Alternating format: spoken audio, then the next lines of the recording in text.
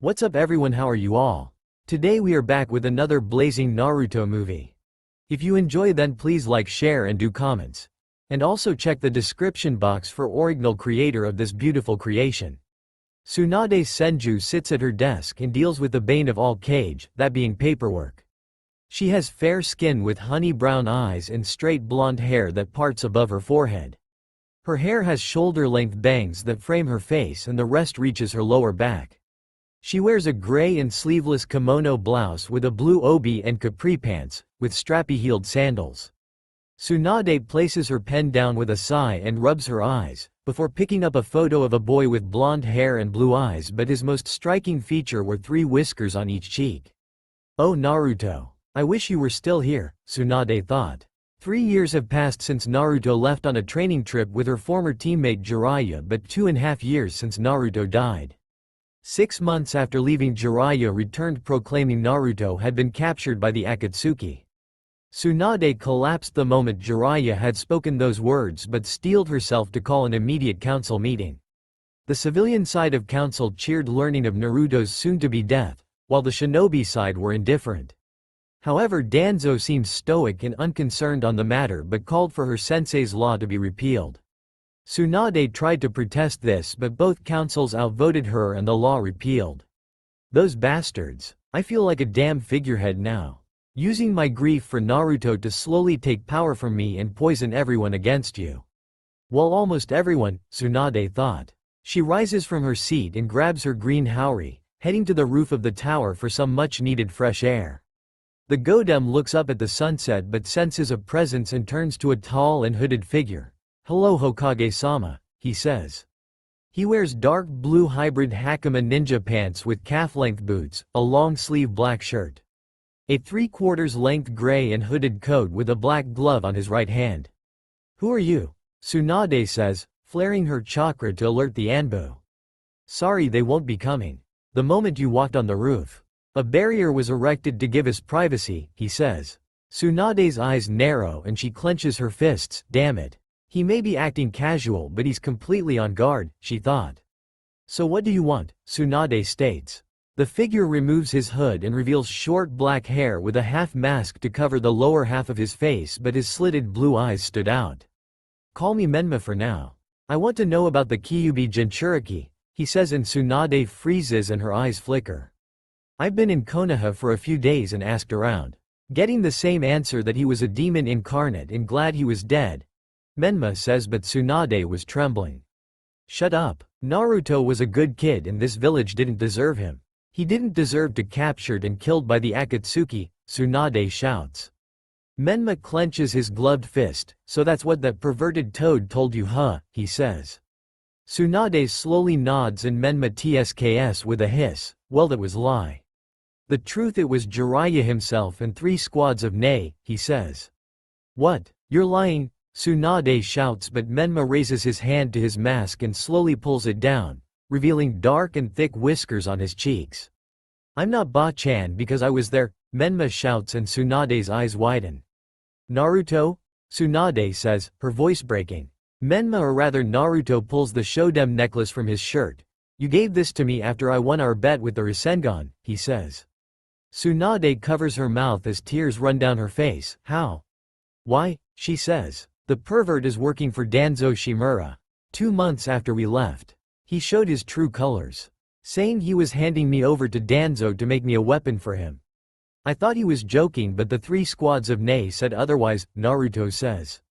"How did you escape?" Tsunade states, trying to wrap her head around this. "Shadow clones, but Jiraiya caught up and tried to cut off Kurama," Naruto starts, but Tsunade furrows her brow. "That's the fox's real name. He sent a surge of chakra through the seal to fry the seals Jiraiya put on me," he adds. Tsunade sees Naruto's eyes flicker in rage and sorrow. "He sacrificed himself for me, but his sacrifice was not in vain. By doing this, he made me the new Kyuubi," he says, revealing 9 white fox tails and black fox ears on his head. "Because of this, I was able to escape Jiraiya's grasp," Naruto says, but Tsunade slams into him with a tight hug. Naruto was taller than her and her forehead touches his chin. "Naruto, I'm so sorry," she whispers. "It's not your fault, Ba-chan," Naruto says, and Tsunade pulls back. But why did Jiraiya wait another 4 months to come back? Tsunade says. He was searching for me and was cooking up a story for Danzo, Naruto states. Tsunade bites her nail with an angered look. Then that explains why that one-eyed bastard was so confident that day, she states. I bet, and he's been harassing you too, Naruto says, and Tsunade scoffs. I've become practically a figurehead. Danzo and his cronies have poisoned the village. Repealing Sensei's law was the start, Tsunade explains. How did my fellow rookies take it? Naruto asks. Tsunade folds her arms with a look up to the sky. Only Hinata and Sakura still honor your memory. Along with Shizune, Anko, Neko, Hana and Sume Inuzuka. The rest despise you, she explains. Konohamaru and his friends, Naruto asks, and Tsunade sighs. They were driven to hate you by Asuma. Kurenai and those crones, Tsunade replies. Naruto runs his fingers through his hair. I see. Then it makes this easier, he says, walking towards the railing. What easier? Tsunade asks. Naruto reaches into his right cargo pocket and hands her a small book. Read it. After I escaped Jiraiya, Kurama brought me to Uzushio, he says. Tsunade opens the book and starts to read. How did you know to go there? She asks. Apparently mom and dad left fragments of their souls imprinted on the seal to help me control Kurama's power, Naruto replies, shocking Tsunade. I was, needless to say, shocked and angry, but got over it. I told them what happened and they were pissed. Then they went through my memories and they trained me in my mindscape until their chakra ran out. I learned everything they knew, Naruto states. Tsunade's eyes slowly widen as Naruto smirks. You're looking at not only the second coming to the Kyuubi no Yoko but the Yellow Flash, he says. Those stupid idiots. Tsunade starts, but a shocked gasp escapes her lips and slips into a shout of rage. That fucking cripple. He and those two went behind Sensei's back and sold out Uzushio, Tsunade shouts. Danzo feared Uzushio's power, Naruto says, and Tsunade shuts the book. He's a xenophobic bastard, Tsunade snaps. Indeed, and judging by what you said. He maneuvering to finally take the hat from you, Naruto says. Then what do you propose we do? Tsunade states. Naruto slips a lollipop into his mouth with a smirk. Gather everyone you trust. I have a plan, he says, and hands her a familiar tri-pronged kunai. Use that when you gather everyone. I'll be there in a flash, Naruto says, and vanishes in a white flash. Tsunade clutches the kunai and quickly turns on her heels to gather her only allies. 1 hour later, Tsunade sat at desk as everyone gathers into her office. What is this about Tsunade-sama? Shizune says. Tsunade places the tri-pronged kunai on the desk. I've learned certain things that have shaken me to the core and shaken my resolve in remaining Hokage, she states, shocking everyone. Tsunade-sama, are you serious? Anko shouts. Tsunade tosses the kunai into the ceiling and a white flash fills the room. Naruto lands with his hood on and a large scroll on his back, causing everyone to prepare to attack, and Hinata uses her Byakugan. Stand down, Tsunade shouts. However, Hinata gasps and her eyes widen. And Naruto, she sputters, shocking everyone. Hinata. Naruto died, Sakura states. Naruto removes his hood with a tilt of his head. Hinata's eyes were always perceptive. Datbeo, he says. That's impossible. Jiraiya-sama said Naruto was captured and killed by the Akatsuki, Sume states. It wouldn't be impossible, mom. Jiraiya-sama didn't return with a body, Hana says. Agreed, and his scent matches the boy, but even more fox than before, Kuromaru comments, but Anko titters with a kunai. I can taste his sweet blood and tell ya for sure, Anko says. Naruto sighs with a look on his face. I'd rather you didn't, he says. Naruto. Sakura starts and Naruto turns, only to punched right in the stomach. Naruto's eyes bulge and he collapses to his knees as Sakura shakes her fist. Naru baka, she says, tears forming. I deserve that, and I'll explain. Is this everyone? Naruto says, staggering to his feet. Yes. Anyone else could already be compromised, Tsunade states, stifling a laugh. What do you mean, Tsunade-sama? Shizune asks. Everyone else has been poisoned by Danzo's propaganda against me as the Kyuubi Jinchuriki, or rather former, Naruto says. Everyone becomes sullen with saddened looks. What do you mean former? Hana asks. Naruto retells what he told Tsunade and reveals his fox features, causing the girls to squeal except Anko, Yugo and Sume. "Hey, like an alpha," the feral woman comments, and Anko titters. "S so fluffy," Hinata, Shizune and Sakura say, grabbing his tails. Hana coughs with a sigh but a blush on her cheeks. "Anyway, why did you want all of us here?" she asks. Naruto pulls his tails free with a shake and dispels them. "Simple. You're all going to die," he says, and the room goes silent. "What?" everyone shouts. Naruto raises his hands in surrender. "What I mean is I'm going to fake your deaths, allowing all of you to escape. However, if you choose not to go, I'll erase your memories of these moments," he says. "Why do we have to leave, Naruto?" Hinata asks. "Well, because sooner or later Danzo will finally make a move on Ba-chan to become Hokage," Naruto starts but sighs. "Besides, haven't your father, fellow rookies, fellow Jonin and villagers become cold towards to you all," he adds. "He's right. The village has always had it out for me, but now with you dead, it's been shifting back to me," Anko comments. "My Anbu team is starting to question my loyalty," Yugo says, removing her mask. "Father even branded me," Hinata says, moving her bangs. Naruto clenches his fist. "So what say you all?" he says. "My family is slowly moving me out of the pack, so I'm in," Hana says. "I agree with my pup. Kiba has become more vocal to oust me as clan head and the elders are agreeing," Sume states. "Konoha has never liked me. So what the hell," Anko states. Neko stares at her mask but looks to Tsunade. "I serve the Hokage and where she goes I will follow," she says. Hinata stares at Naruto with poking of fingers, and Naruto. "I want to go with you," she says. "Thank you all. Now do you have everything? We can't risk waiting. I'll have some clones to see the fallout. I know this is a lot to digest, but we need to leave," Naruto says. Naruto makes 4 clones. "Okay, hold hands," he says, grasping Tsunade's shoulder. Naruto raises a half ram sign. "Cover my scent and blow yourselves up," he says, and all 3 nod. The group vanishes in a white flash. "Let's get to work," one says, and the others nod. The night was quiet for village of Konoha, but it was broken as the Hokage tower explodes. Anbu and shinobi rush to the tower to battle the blaze as civilians flee in terror. However, the blaze was strong and took hours to put out, but over half the building burned. Danzo and his fellow elders arrive at the scene. "What happened?" Danzo says. "The tower exploded in fireball. We believe Hokage-sama may have been inside," one Anbu named Wolf. Danzo grips his cane. "I see. Keep searching," he says. "Could Tsunade have been inside?" Kaharu states, and Homura adjusts his glasses. "This could be an opportunity," Danzo says. Morning soon came and the blaze was put out, forcing the council to meet at Anbu HQ. "Do we know what happened?" Shikaku asks. "Preliminary reports said the explosion was instant," Inoichi says. "Do we know who was there besides Hokage-sama?" Shikaku states.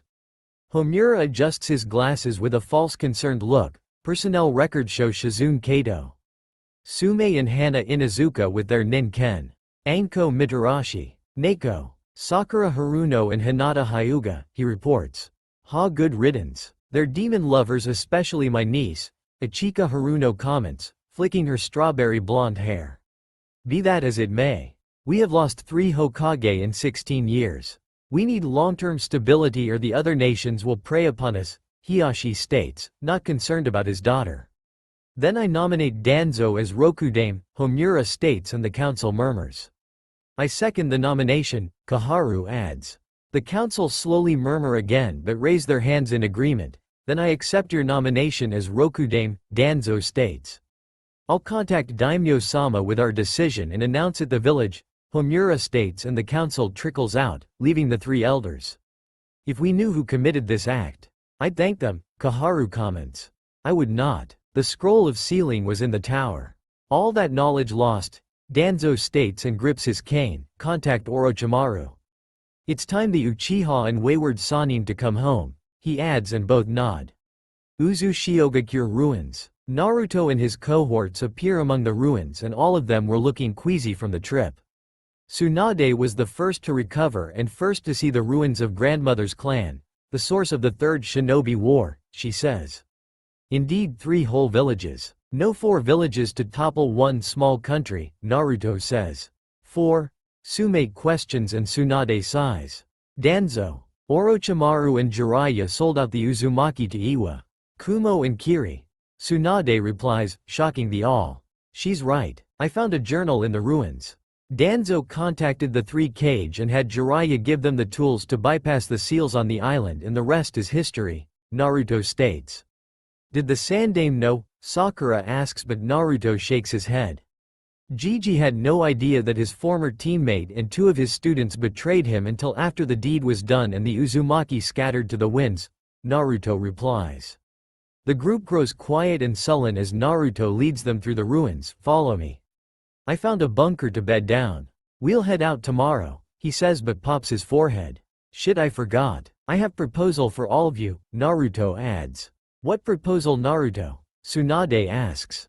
Naruto shifts the large scroll. I want to make you pseudo Biju, he states, shocking them. What? How? They shout. Naruto gives them a foxy grin. Pretty much. I'll fuse my chakra to yours. You'll have power like mine, but the number of tails you gain is dependent on your reserves. It's pretty much what Kurama did for but no loss of life, he explains. You don't have to if you don't want to. You'd pretty be giving up your humanity. Think about it tonight, Naruto adds, and they follow him to the bunker in thought. Gaki, what's that big scroll? Anko asks and Naruto glances back. The sacred scroll. I wasn't gonna let them keep it, Naruto replies. Take any room you want. We'll talk in the morning, Naruto says, heading to his room. The group picks their rooms but all meet in Tsunade's room. So what do you think? She asks. It's hard to say. The pup essentially wants to make us pseudo Biju for reasons we don't know, or how he became the Kyuubi, Tsume starts. I trust Naruto-kun. He came back to help us, Hinata states. Shizune sighs and pets Taunton. If we knew his plan, we could better decide, she says, and Taunton oinks. He may want revenge on Konoha, Hana states, but Enko scoffs. Can you blame him? The village has done everything to bring him down. His supposed friends betrayed him for flippant reasons. Hell, that bastard Iruka was ordered to befriend him, she says. How do you know that? Sakura questions and Enko scowls. He tried to sleep with me. He got drunk and blurted it out, Enko replies. Anyway, tomorrow. We'll ask him and go from there, Tsunade states. Naruto drops the large scroll next to the chair and tosses his coat on it. The new Kyuubi plops on his cot with a sigh and pulls off his glove to reveal a sun mark on his hand. Hagoromo Gigi. I got some of my precious people out except Iruka-sensei, Naruto thought, but his ears twitch and growl escapes his mouth. This causes a white blur to bolt out from under the cot. Naruto blinks and calms down. Sorry Haru, he says, as a small white fox jumps onto him. Haru yips and Naruto scratches her ear, causing her to purr as his mind drifts. Flashback. Naruto struggles and stumbles to stay standing and run as multiple red seals glow on his body, his face contorted in rage, pain and sadness. Behind Naruto was his sensei, pseudo-grandfather and his trusted friend, but now a traitor. Enough running, Naruto. It's time you take your proper place as Konoha's weapon, Jiraiya states. Inside the seal, the Kyuubi no Yoko was ramming his head into the gate. I can't let the boy be their pet. I refuse to be subjugated again, he roars. Kurama halts and looks down at the water to his reflection. Old man. I guess you were right. A truly innocent will need me, he thought, and looks at the gate with resolution. Naruto. I'll save you, but you better get revenge on Madara for me in return, Kurama shouts. Naruto collapses to his knees but suddenly lurches up with a burst of red chakra, shocking Jiraiya. Is the Kyuubi breaking free? Jiraiya shouts. Naruto slowly rises to his feet and slowly turns with glowing red eyes. Know this, Toad. Konoha will not have this boy. You and that one-eye man will rue this day. Because you have created your destroyer, Kurama declares, vanishing with inhuman speed. Flashback end. Naruto opens his slitted blue eyes. You were right, Kurama. Konoha has created their own destroyer. Oh, the irony, he thought, drifting off to sleep. The next day Naruto heads to the surface for a light workout but was stopped by Tsunade and the group. Have you made up your minds? He asks. Naruto, we would like to hear your intentions before we make our choices, Tsunade says, and Naruto slowly nods. Sure, follow me, Naruto says, leading them to a large chamber. Well, my intentions are a series of objectives, but to learn it, I need to explain several things, Naruto says and turns to face them. You've more or less heard of the Sage of Six Paths, he says, and all of them nod. Well, it starts with him. His name was Hagoromo Otsutsuki, but it truly starts with his mother Kaguya the Usagi no Megami. She was the manifestation of a sacred tree known as the Shinju, to be its guardian, but she met a man named Tenji and fell in love with him. She also gained a friend named Ano. However, as time passed, Tenji began to fear Kaguya's power and let others poison his mind against her. She and Ano were forced to seek refuge from the Shinju. Naruto starts and pauses for a moment. Ano learned Kaguya was pregnant and tried to stop Tenji but died in the process.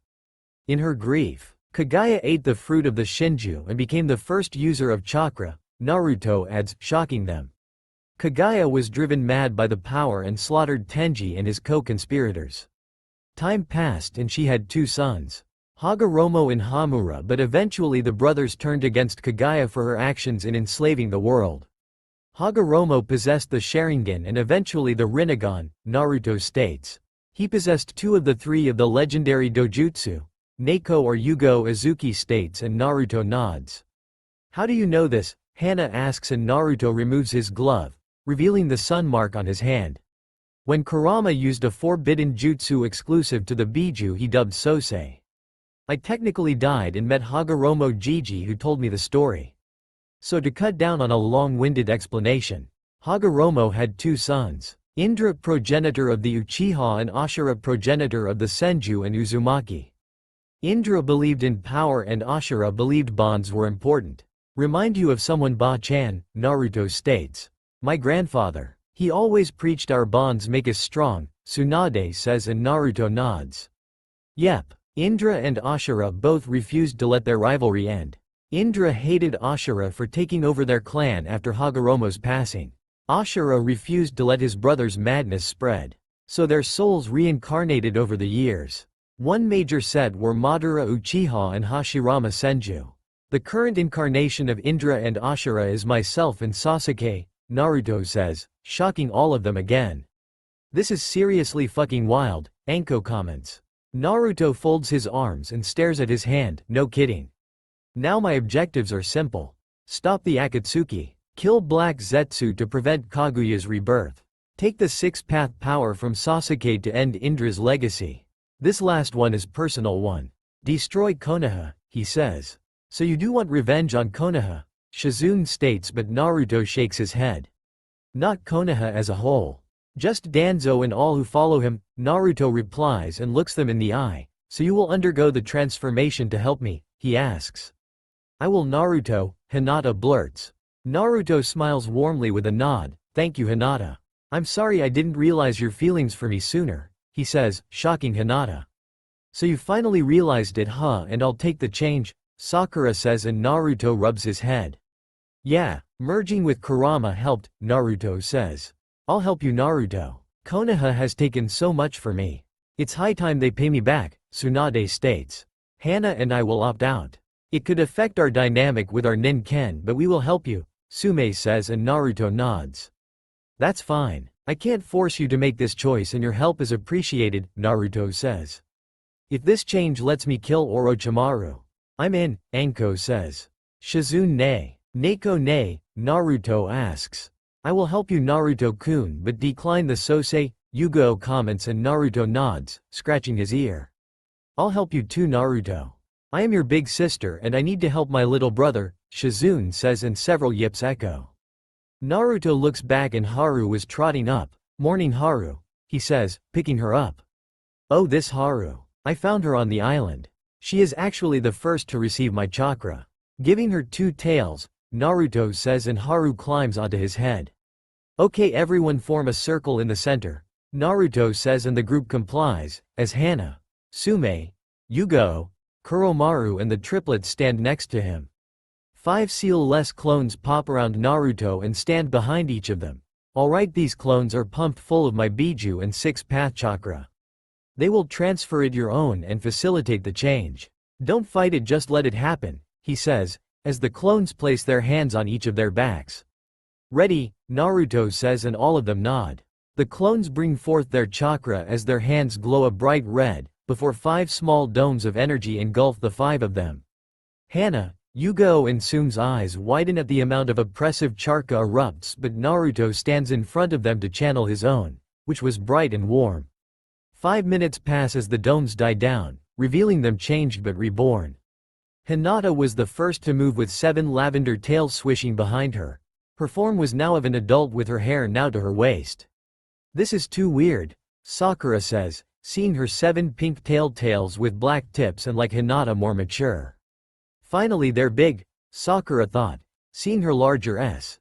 Tsunade gets to her feet with 8 blonde tails with black tips, but her form now in her early 20s. Shizune staggers to her feet with 6 black with white tipped tails, but she gasps as her S were much larger than before, while Anko has 6 purple tails. "So how do you all feel?" Naruto says. Each of them test their bodies. "Hell of a lot stronger, and that fucking mark is gone," Anko shouts. Hinata and Sakura look in her early 20s, Shizune says. "It seems to push her body to peak condition like me," Naruto says. "So what now, Naruto?" Tsunade says, her new ears twitching. Naruto pulls Haru off his head. "We pack up and head to my base, but before we go, I want you to get used to your new bodies. You are immensely stronger than before," he explains. "How do we make our tails and ears go away?" Sakura asks and Naruto smirks. "Just think about it," Naruto says, and they comply, returning to normal. "Where's your base, Naruto?" Hinata asks and Naruto smiles. "Snow country, or rather spring country," Naruto says. Naruto sits on the roof of the cage tower with his legs crossed and Haru in his lap. This tower indeed resembles the one in Konoha, he thought. It has been a month since he brought Tsunade and the others to Uzushio, turning them into pseudo-fox Biju. Naruto sent a clone to Spring and informed Koyuki that he would delay his return and properly train the others. However, something unexpected or expected in Naruto's case came about as Tsunade, Anko, Shizune, Sakura and Hinata were unconsciously releasing pheromones. Tsume and Hana were the first to notice and confronted him about it, to which he explained that the 5 of them would experience animal urges such as wanting to mate and lay claim to the alpha. Tsume knew what Naruto meant and agreed to teach the others to control their urges. Needless to say, Hinata and the others were shocked at this revelation and spent the next week avoiding him, but eventually came around. The next 3 weeks Naruto taught them the Kage Bunshin, allowing them to shape up their flaws and strengthen their core skills. Naruto showed them a treasure trove of weapons, jutsu and knowledge for them to learn, allowing them to expand their respective skill sets. "Ready to go home, Haru?" Naruto muses, rubbing her ear, and Haru yips. Naruto rises to his feet and vanishing with a swirl of wind, reappearing outside the village. Tsunade and other were mediating, but their fox ears twitch at every sound. "Time for us to leave?" Tsunade asks. "Yeah, I've been gone too long. Koyuki will be mad," Naruto says. Everyone gets to their feet. "I am so taking a long and hot shower," Sakura says. "Same with me and some dango," Anko comments. Naruto hands Haru to Hinata and everyone joins hands, before they vanish in a huge white flash. Spring country. Naruto and his group appear in the courtyard of a large compound. "Welcome to my home," he says. Everyone looks around in shock at the beautiful scenery and large home. It has several training areas. "A dojo and outdoor bath," Naruto says, letting Haru down to run around. "I need to report in. The house is yours. Feel free to explore," Naruto says and vanishes in a flash. Anko, Sakura, Yugo, Hana and Tsume quickly rush off towards to the outdoor bath as Tsunade, Shizune and Hinata start to explore. "This place doesn't look cheap," Tsunade comments, "but it has a Spartan feel." The 3 continue to explore, finding 10 bedrooms and 5 bathrooms, also a fully stocked kitchen and a room full of weapons. However, one weapon stood for its large size. It was an incredibly large halberd with a large double-edged sword. Its pommel has a large crescent moon design and white wrapping to the blade. "Kami, that is a huge weapon," Tsunade comments. The 3 continue to explore but eventually make it to the outdoor bath. "About time," Anko chirps. "We wanted to see the place," Shizune says, stepping into the water. Tsunade and Hinata follow, but the younger hides her S and Anko grins. I bet Naruto gonna love riding those titties, she says, and Hinata eeps. Or Tsunade-sama's, Anko adds, and Tsunade chuckles. Think so, or is it the hormones talking? Tsunade comments. Sakura runs her towel over her cheek. I can understand Hinata being attracted to Naruto, but all of us, she says. Since Naruto made you into pseudo-foxes. He is the alpha and you want him to mate with you. We taught you to control the urges on Uzushio, but it's still there until you actually have with him and mark him our alpha, Sume comments, sipping some sake. To be honest, I was attracted to the little brat. He was so cute and I so wanted to corrupt him, Anko muses. His whiskers are cute, Sakura comments. Hinata submerges herself with red cheeks. I want to make love with Naruto, but I am so embarrassed, she whispers. Then do it, Hinata. You loved him first, so go for it. We can wait. Just tell us how big he is, Anko says, and Hinata blushes brightly with steam rising from her ears. Meanwhile, Naruto was standing in the study as Koyuki sat at her desk. Sorry for taking too long to return, he says. It's all right, Naruto-kun. How are the others? Koyuki says.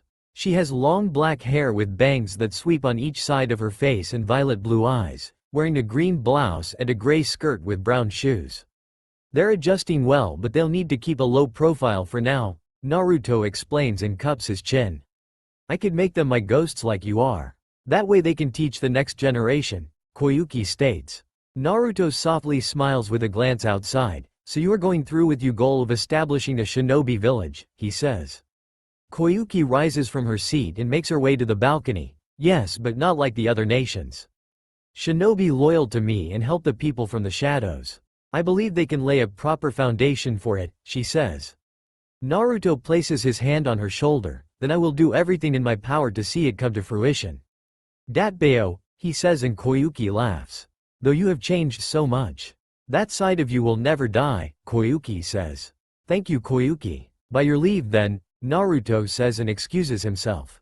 Naruto makes his way back to his compound, but deep in thought, Kurama.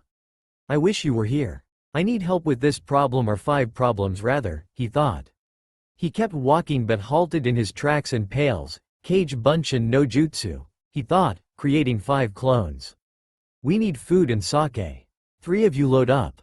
You 2 buy basic clothes, Naruto says, and the 5 salute, leaping off. Naruto continues through town as people greet him. Hello, Ghost-sama. Hello, Menma-sama, several greet. Here, Ghost Dono. A older woman says, tossing him an apple. Naruto pulls down his mask to reveal his face under a henge. Thanks, Kaide, he says, continuing his walk. Even if I have to wear a henge to hide my whiskers. This is what I've wanted to have since I was a child. People treating me fairly and not as some demon incarnate, Naruto thought. Naruto reaches his compound as the clones arrive with a multitude of bags, before opening the gate. He could sense they were grouped in the living room as finishes off his apple. I'll take the clothes. You all get started on dinner, he says, opening the front door. Naruto slips off his boots and makes his way to the living room, finding them wearing his robes. Sorry about that. I have some simple clothes until you can go shop for new clothes, Naruto says, dropping the bags. Naruto quickly turns around as they strip off their robes to root through the bags. You know, you can watch Gaki, Anko chirps and Naruto scratches his head.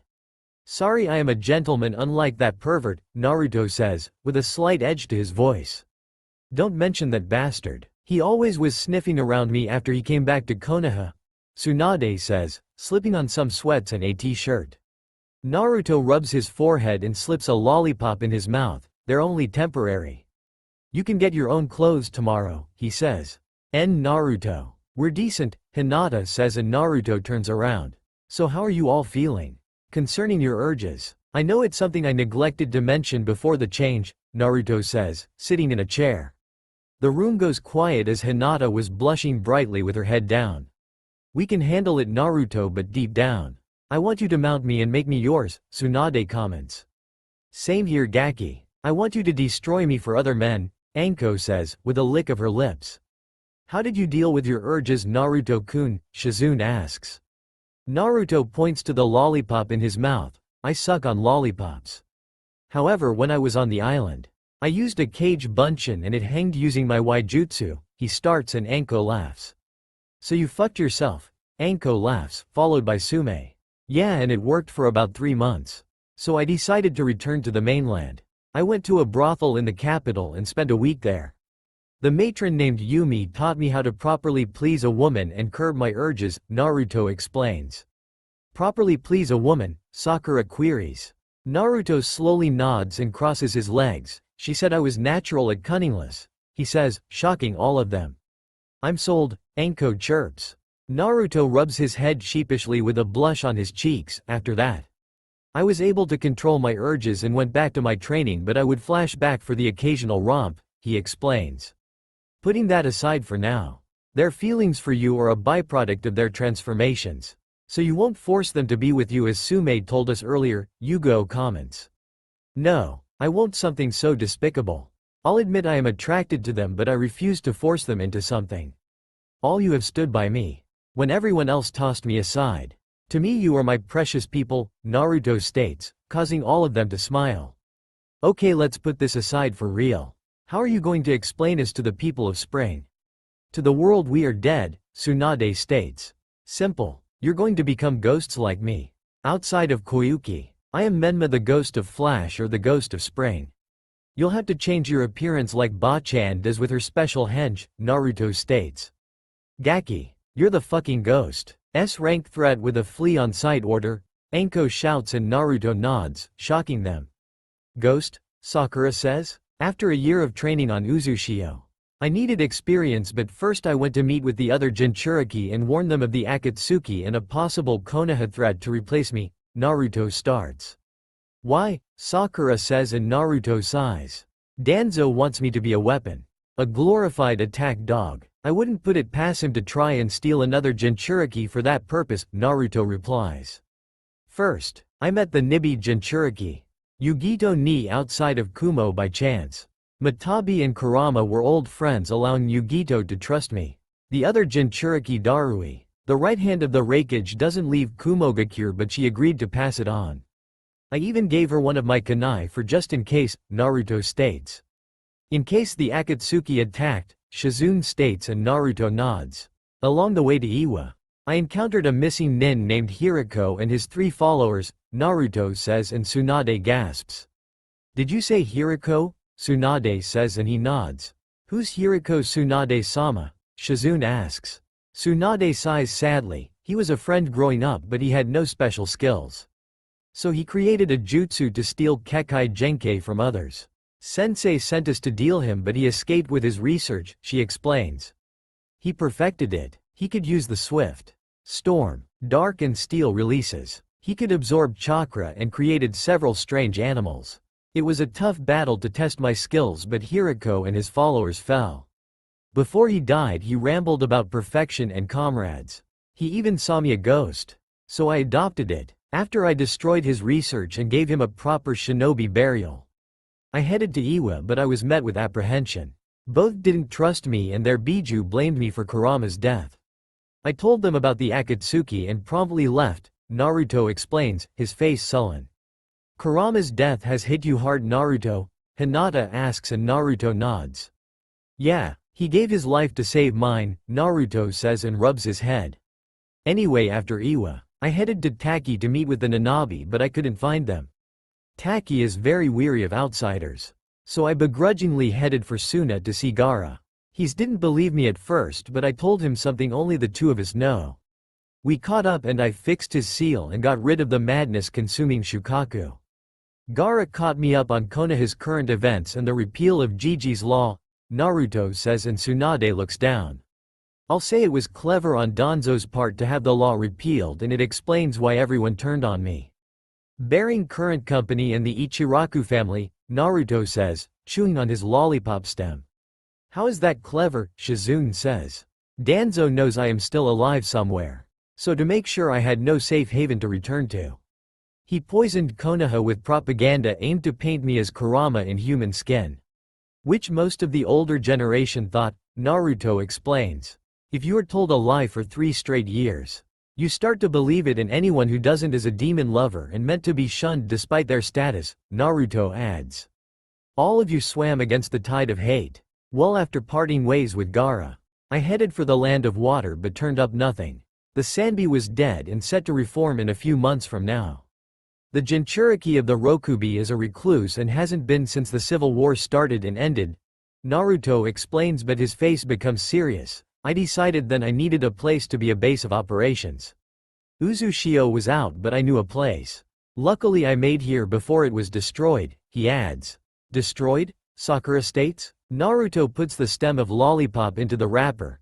The Land of Sky attacked here for their technology as a test run to enact their revenge on the 5 great nations. Their leader was a man named Shino. He and Orochimaru were old buddies. He commanded a force of 800 strong with a flying city. Against samurai and a few squads of shinobi.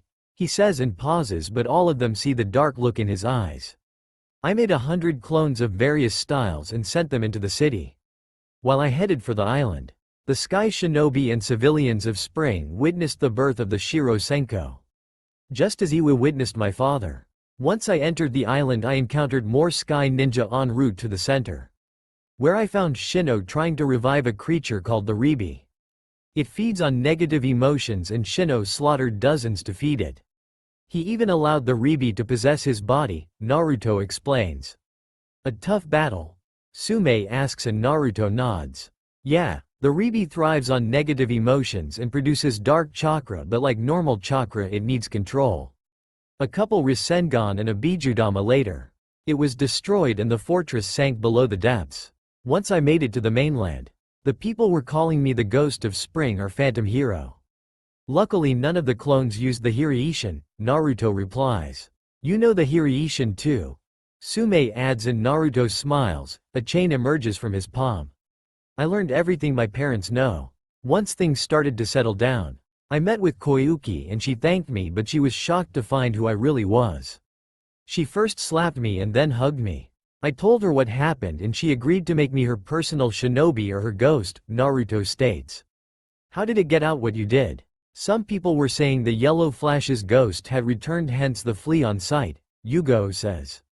Several villages were keeping close eyes on the Land of Sky, one of which was Iwa. Like I said, I was glad the clones didn't use the Hiraishin or Rasengan. They used Zangetsu and the Flash Step, which is an advanced shunshin I created on Uzushio, Naruto says and rolls up his sleeve, revealing a whirlpool tattoo.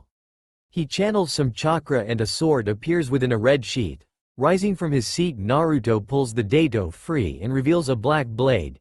Its crossguard is shaped like a whirlpool with the hilt wrapped in red and black. I found it in the vault. It belonged to the previous Azukage along with another weapon. Naruto explains, putting Zangetsu back into its seal. Yo boss, dinner is ready. A clone says and dispels. Welp, let's eat. We can talk later, Naruto says and everyone follows him. Konoha. Danzo stares at the Hokage hat on his desk, his lifetime ambition finally fulfilled, and the new Rokudame looks to his 2 guests. The first being Orochimaru and the other being Sasuke Uchiha, Kukuku. Quite the sight, Hokage-sama, Orochimaru says. Indeed, starting today both of you are pardoned of your crimes and reinstated into Konoha's forces as a Jonin. Otogakure will be a protectorate under Konoha, Danzo says and Orochimaru grins. Of course Hokage-sama, the loss of Tsunade and a clan heir is a large blow but not a great one, Orochimaru states. Orochimaru the Dobi is dead, Sasuke comments, his arms folded. Danzo looks to the young Uchiha. Yes, for nearly 3 years now, but unofficially the Jinchuriki could be still alive according Jiraiya. He says, but Sasuke ignores him. Kukuku Naruto-kun has always had the devil's luck. Sasuke-kun will find him in short order with his Taka, Orochimaru says and Danzo nods. Sasuke scoffs and heads off to train or brood, leaving the older men. Has he awakened the Mangekyo? Danzo says and Orochimaru grins wide. I had him befriend a girl named Karen and eventually court feelings for her. Before he killed her and awakened his true eyes. Sasuke-kun is so ruthless now. Kukuku, Orochimaru says. Good, I want him as strong possible. Should the Jinchuriki return, I want it brought to heel, Danzo says. Of course Hokage-sama, but I am curious, have you heard about the Ghost of Spring or Ghost of the Flash? Orochimaru asks. This ghost is ruthlessly efficient. I'm sending a correspondence to Spring in an attempt to convince him to join Konoha, Danzo says. Kukuku. I wouldn't mind possessing this ghost's body. They say his speed rivals Minato, Orochimaru says, and Danzo scoffs. Once the correspondence is returned, I will have Jiraiya make his way to Spring and meet with Ghost. Once Ghost comes here, my Sharingan will make them loyal to Konoha, Danzo states, as the snake titters. Naruto steps out into his garden with a look up at the night sky, a cigarette in his mouth this time. He runs his fingers through his hair with a sigh. Hamura Gigi. Should I have her meet you? He muses. Who does Hamura-san need to meet? A soft voice says. Naruto glances and he sees Hinata stepping into the garden. You, he says, shocking her. Me? Hinata states and Naruto nods. Hamura Gigi is the progenitor of the Hyuga clan. I met him during the time I met Hagoromo Gigi. After the battle with Kagaya, Hamura went to the moon to watch over her, Naruto explains. Why does he wish to meet with me? Hinata says, but Naruto shakes his head. I don't know. He didn't reveal it to me, Naruto says but sighs. Follow me, Naruto says, and Hinata follows him into the dojo. The pair take a seat on the floor and Naruto takes her hands, looking into her lavender eyes. First I want to say, I'm sorry for not noticing your feelings for me. I was busy pining over Sakura, Naruto says, but Hinata touches his mouth, with a shake of her head. It's all right, Naruto. I was so painfully shy and I always gave up. I made so many mistakes, but you showed me the right path. Hinata starts and closes her eyes. I always chased after you. I so desperately wanted to catch up to you. I always wanted to walk by your side. Fight by your side, Hinata continues. Your smile and your strength saved me. When they announced that you had died, I was devastated, but seeing you here, I can finally say that I love you, Naruto. Now and always, Hinata adds. Naruto's eyes widen and start to flicker, but a soft smile forms. Thank you, Hinata, he says and touches their foreheads. Hinata gasps as she's standing next to Naruto outside a large open cage. Where are we? She asks. My mindscape, Naruto says. A presence makes itself known and the pair to an old man with long white hair. Is this her, Naruto? He says. Yes, Hamura Gigi. This is Hinata Hyuga, Naruto says. Hamura approaches Hinata and looks into her Byakugan princess. Please save the world my brother created, he says, placing his hand on her chest. Hinata suddenly feels a rush of chakra as an aura of purple chakra surrounds her, causing her to open her eyes in the real world. How do you feel? Naruto asks. Hinata gets to feet and closes her hands. I feel stronger, she says. That's good. I'll help you with it, Naruto says. Hinata starts to poke her fingers with a deep blush. Thank you, Naruto, but you wanna, she starts, her eyes spinning like whirlpools. You wanna have. Hinata, is this your instincts telling to do this or is this real? Naruto says and Hinata gasps but grasps his chest. Naruto appears in office with Sai. What the situation? Tamari, he says, seeing the blonde. Tamari is a young woman with sandy blonde hair in 4 pigtails, teal-green eyes and dressed in a short-sleeve, black combat kimono with red obi. Gaara has been taken by the Akatsuki, Tamari says and Naruto clenches his fist. How long? Naruto asks. Just over a day and a half. Kankuro went after him but he was poisoned, Tamari replies. Naruto pulls down his hood and a clone pops out. Go get Mercy and Sen, he says and the clone vanishes. Why didn't you contact me sooner? Naruto asks, walking towards Gaara's desk. I've been stuck with the council since it happened. I've been trying to slip away, Tamari says, plopping on the sofa. He's still alive. The dummy seal I put over his new seal is still active. I'll bring him back, Naruto says, picking up a glove on the desk and takes a deep sniff. Another flash fills the room as Tsunade and Shizune appear with the clone, shocking Tamari.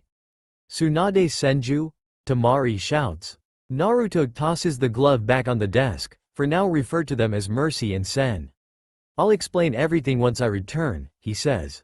We'll be under henges to alleviate the stress, Tsunade says and both activate their henges. Tsunade's blonde hair now reaches her ankles and is now 2 shades darker, her honey eyes are now a dark amethyst. Shizune's black hair turns ash white and reaches to mid-back with golden eyes. Alright, but Naruto, you should know the council sent for assistance from Konoha. A team should be en route, Temari says, and Naruto tsks. Won't matter, Naruto says and heads for the window. I'll be back soon, he says, leaping out. Alright, I'll lead you to Kankuro and the other injured, Temari says, and both nod. Do you know who poisoned him? Tsunade asks. Sasori of the Red Sand, Temari replies, and Shizune gasps. That could be problem, Shizune says, but Tsunade scoffs. Unknown location. Gaara floats in a blue bubble as chakra seeps out his mouth and eyes. Surrounding him were 6 projections and 2 physical people. One is a man with long blonde hair in high ponytail and cover the left side of his face. The second is a hunched-over figure with a mask covering the lower half of his face, but what tied them all together were the black cloaks adorned with red clouds. This is taking too fucking long with all of us, one of the projection shouts. He has slicked back sliver hair and purple eyes with the Akatsuki cloak. Shut up, Hidan, a gruff voice says. He is very tall man with pupil-less green eyes and red sclera, also with a mask covering the lower half of his face. I would agree with Hidan. Kakuzu, the Ichibi container has a weak seal. The extraction should have happened already, a monotone voice comments. He has Sharingan eyes with black hair in a ponytail and pronounced tiered troughs. Itachi is correct. The extraction of the Ichibi should be done, states a man with purple, rippled patterned eyes. Is the Ichibi showing resistance pain, the lone female of the group? She has short blue hair in a bun and amber eyes, lavender eyeshadow and a labrae piercing. We better hurry, our clones are fighting a team from Konoha. With Itachi's little brother, a man with blue skin and shark-like features. My foolish little brother, Kisame, Itachi says. However, suddenly Gaara vanishes in a flash of white. What the fuck happened? Hidan shouts. Naruto lands with Gaara on his shoulder in full view of them. I happened, he says. Who the hell are you and how did you get in here? Deidara shouts. Naruto shifts Gaara slightly. I am simply a ghost, he says and smirks under his hood, his hidden eyes on Itachi. Don't you just love spacetime ninjutsu? Naruto adds, and a Bunshin pops up next to Naruto. Handing over Gaara, the clone vanishes. You are only delaying the inevitable. We will simply capture the Ichibi once again, Pain says, his purple eyes unblinking. I can tell you now. It won't be as simple as before. I come with a message. No, a warning. The Jinchuriki are under my protection, Naruto says, causing Hidan, Deidara and Kisame to laugh. You're funny, stranger. Too bad. You're about to die, Deidara shouts, tossing a small clay bird. Naruto makes a fist with his right hand. A shuriken whizzes out coated with radon, stopping the bird in its tracks. Sasori, Deidara, kill him and recover the Ichibi, Pain says, as the projections cease. Naruto stood stock still as Sasori waves his tail and Deidara holds to lumps of clay. Time to show you why art is explosion, Deidara shouts. Naruto tilts his head and raises his left arm and makes a fist, causing a long blade to shoot out of his sleeve. Do not take him lightly, idiot, Sasori says, his voice gravely.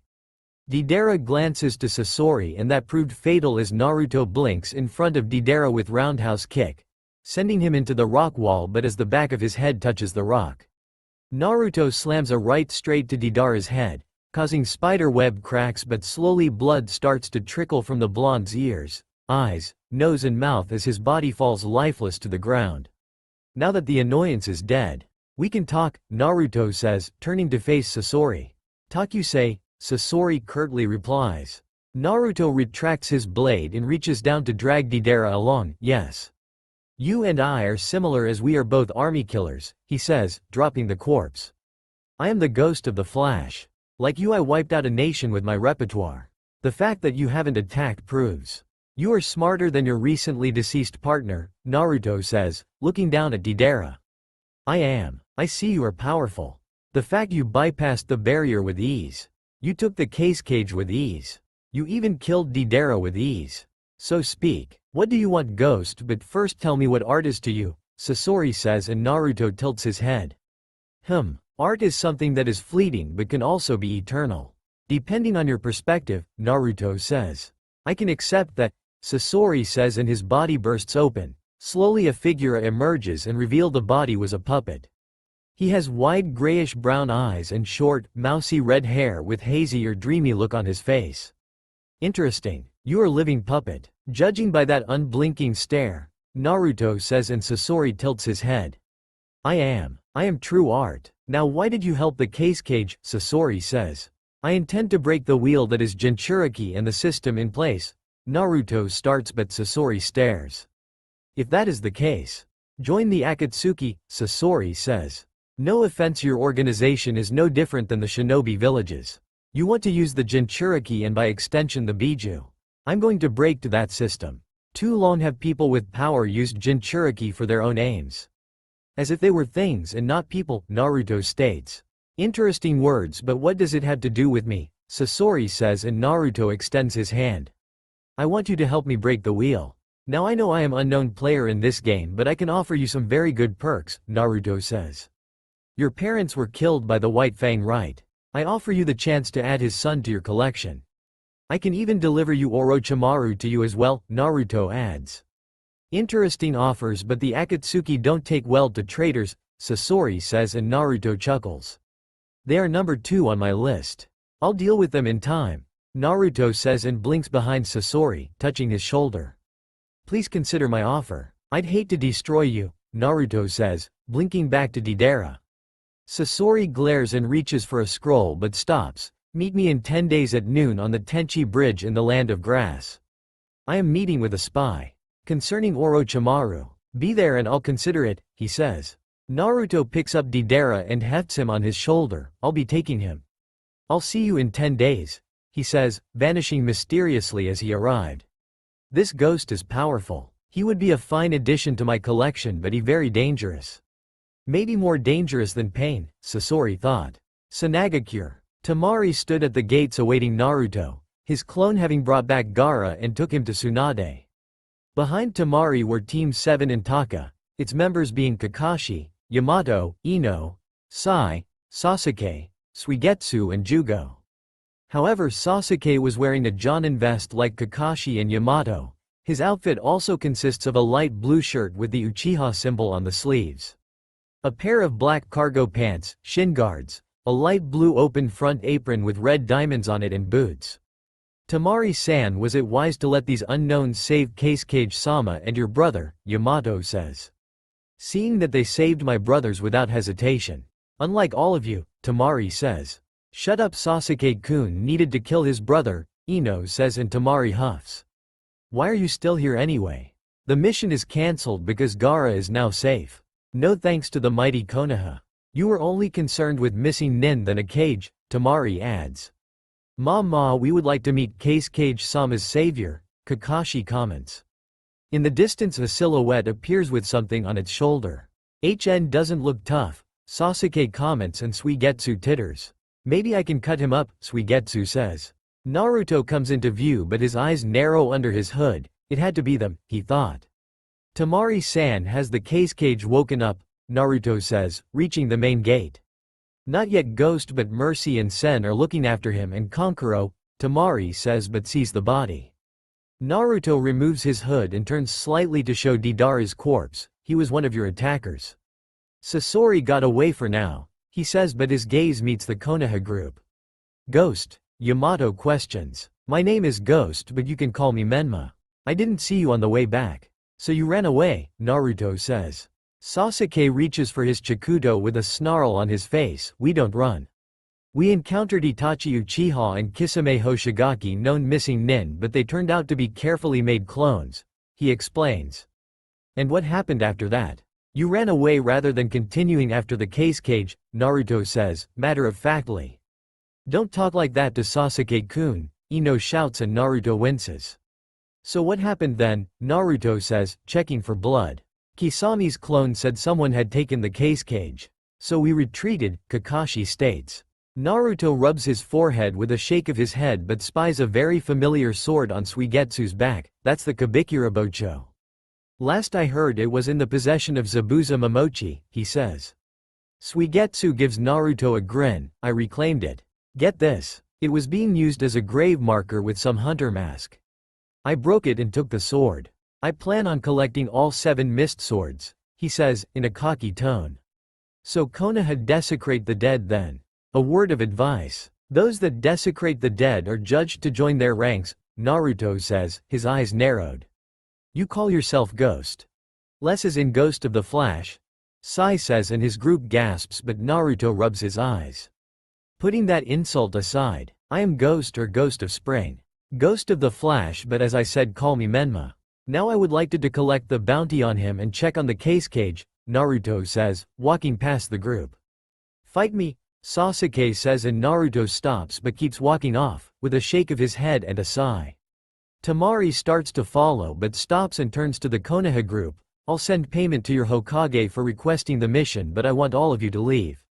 If you decide to press, you will break our neutrality agreement. Now leave, she says. Not until I fight the Ghost of the Flash, Sasuke says, reaching for his sword but Kakashi stops him. That enough Sasuke, Kakashi says and leans closer. Hokage-sama has invited him to Konoha. You can challenge him there, he whispers. Sasuke scoffs and turns on his heels. HN, he says, as the group takes off. Temari watches them leave and sighs. How can the council be so stupid to ask for them, she thought, catching up to Naruto. He was standing near a pole with his arms folded and a lollipop in his mouth. What happened to the Akatsuki member, Temari says, as Naruto falls in step with her. I had a clone take it to the bounty office, Naruto says, as they make their way to the hospital. So a neutrality agreement. Gaara never told me, Naruto says and Temari nods. Yeah, Gaara wanted to break our alliance. After seeing Konoha's treatment of you but we were still weak from the invasion. So we signed a neutrality and trade agreement. However those old fools on the council still placate Konoha for anything, Temari explains. How about a trade alliance with Spring? I can talk to Koyuki and have her convince the Wind Daimyo, Naruto says, as they reach Gaara's room. That would be a big help, Temari says, opening the door. Tsunade was looking through the chart as Shizune was healing. Took you long enough Menma, Tsunade says. Sorry ran into some old friends. Team 7 and Sasuke. Who is a Jonin by the way, Naruto says, closing the door. I thought he was with Orochimaru, Shizune says. Naruto plops in a chair and moves his lollipop around in his mouth. Danzo may have called them back but to make the Teme a Jonin and he's got merry little band of misfits too. One who took Zabuza's sword and broke Haku's mask, he says, crushing his lollipop with a crunch. Anyway, how's Catboy, Naruto says and Temari snorts. He's stable. I extracted the poison and made an antidote. I even impressed the old bag Chio. I told her we convinced me to train us, Tsunade explains. How long before he wakes up? Naruto asks and Shizune stops her mystic palm. A few hours. Temari-san has gotten a room as the Oasis Hotel for the time being, Shizune states. Naruto rises from his seat with a yawn. Alright. I'm going for a soak. Send a clone if Gaara wakes up, he says, excusing himself. Naruto sighs contentedly as he sinks into the large hot spring with a small tray of sake on a floating tray. He has his face covered by a towel and his fox ears twitching in content but the sound of water sloshing catches him and he hides them. How do you manage to escape, Naruto muses, taking a sip of sake. A woman takes a seat next to Naruto with a towel covering her head. He's a heavy sleeper, she says. How are things after my display, Naruto asks. Pain is quite perturbed. Sasori has gone dark and Zetsu confirmed hints of Deidara's death, she says. I may or may not have convinced Sasori to aid me by dangling Kakashi and Orochimaru in front of him. We're meeting in 10 days in grass country on the Tenchi Bridge, Naruto states, taking another bump of sake. Should I inform Pain of this? She asks but Naruto shakes his head. No, I can deal with Sasori if this goes sideways. Anyway, how's your health? Naruto asks. It's slowly progressing. I may take you up on your offer, she says. If it gets worse, use my kunai and I'll pull you out. Will the other one defect if needed? Naruto asks, his eyes closed. She is willing. Pain's actions as of late are worrying her. Their vision of things is differing from the original goal, she says. If she needs a nudge, reveal Danzo and Jiraiya's actions to her. She can be vital ally, Naruto says and feels a kiss on his cheek. I will. Goodbye Menma-kun, she says. Naruto opens his eyes and his companion is gone. Geez. She like a bat, he muses. Who's like a bat? Tsunade says, stepping into the water in a towel and her hair pinned up. Naruto pushes his tray to her, no one. Gaara awake? He asks but Tsunade shakes her head. Not yet. I wanted a soak. I'm curious about something. You said you wanted destroy Konoha but only those who follow Danzo. What if, Tsunade asks. What if the whole of Konoha follows him? Naruto starts but sighs. Then they die. I am no longer the naive and stupid child that you met those years ago. I've gained some of Kurama's cynical worldview. The people of Konoha are sheep. They hate me for carrying Kurama. Yet they revere my father. The civilians of Konoha believe they know shinobi things. You saw it firsthand in council meetings. The civilians insert themselves into things they know nothing about, Naruto adds. Is that why Koyuki wants shinobi loyal to her alone but fight for the people from the shadows? Tsunade says, after a bump of sake. Yes, a shinobi should not serve two masters. All shinobi suffer from this but Konoha has taken it too far. The previous Hokage would weep at how Konoha has perverted itself. Present company included, Naruto says and Tsunade scoffs. Preach. Those fools would never have done this if my grandfather or granduncle were alive. Hell Sensei in his prime, Tsunade says. Naruto rises to his feet and Tsunade sees the numerous tattoos of foxes, spirals and flowers on his body but his scars drew her in with the Chidori wound to his chest being the prominent. I kept them as reminders to keep me on my path, Naruto says, wrapping a towel his waist but her eyes widen. Across Naruto's upper back was the word demon with bleeding letters. This I had done. I usually keep it under a henge, he says, raising his arms. Randy Orton pose. As I said, tell someone a lie long enough. They'll start to believe it, Naruto says, before a pair of arms ensnare him behind. I'm so sorry Naruto, Tsunade whispers. You don't have to apologize to me Tsunade. Come on, let's go check on Gaara. So we can go home, Naruto says and Tsunade nods into his back. The pair dry themselves and gets redressed to make their way to the hospital. Gaara slowly opens his eyes to a white ceiling and the smell of medical cleaner. Case Cage Sama. A voice says and he sees Shizune. Who are you? Gaara asks. My name is Sen and I am an ally of Ghost, Shizune says and Gaara's eyes widen. The door opens as Tamari enters with Kankuro in wheelchair. Gaara. Thank Kami, she says. Gaara slowly sits up with a groan. I owe Ghost my life, he whispers. So do I for bringing mercy and Sen, Kankuro says and Shizune gives him a cup of water, followed by Gaara. Where is he? Gaara asks. He should be on his way back. He is anxious to see you. It's good thing Tamari-san could use his kunai, Shizune states. Gaara the council sent for a Konoha team, Tamari says and his eyes narrow, however Ghost made it back before they arrived but I paid them for the request to appease them for the moment, she adds. The door opens as Naruto and Tsunade enter, finally awake Gaara, he says. Thanks to you Ghost, Gaara says but Naruto waves his hand.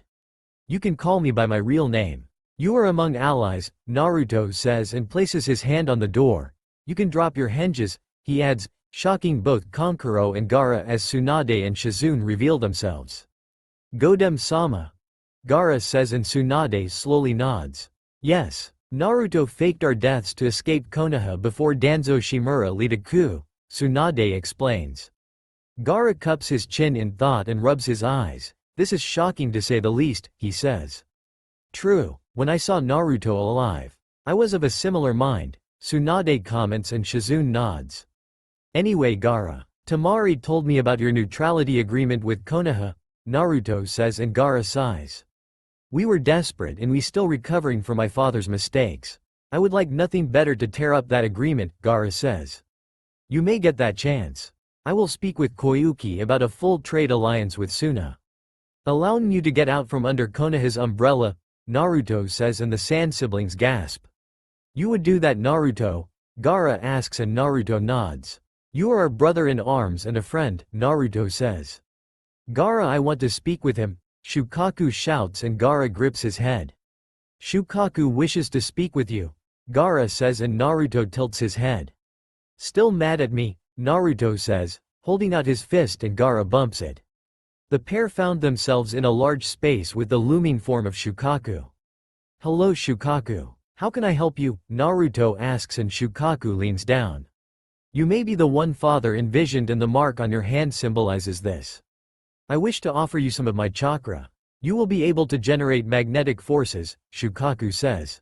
Amazing, can the others do this as well? Naruto asks and Shukaku nods, holding out his paw.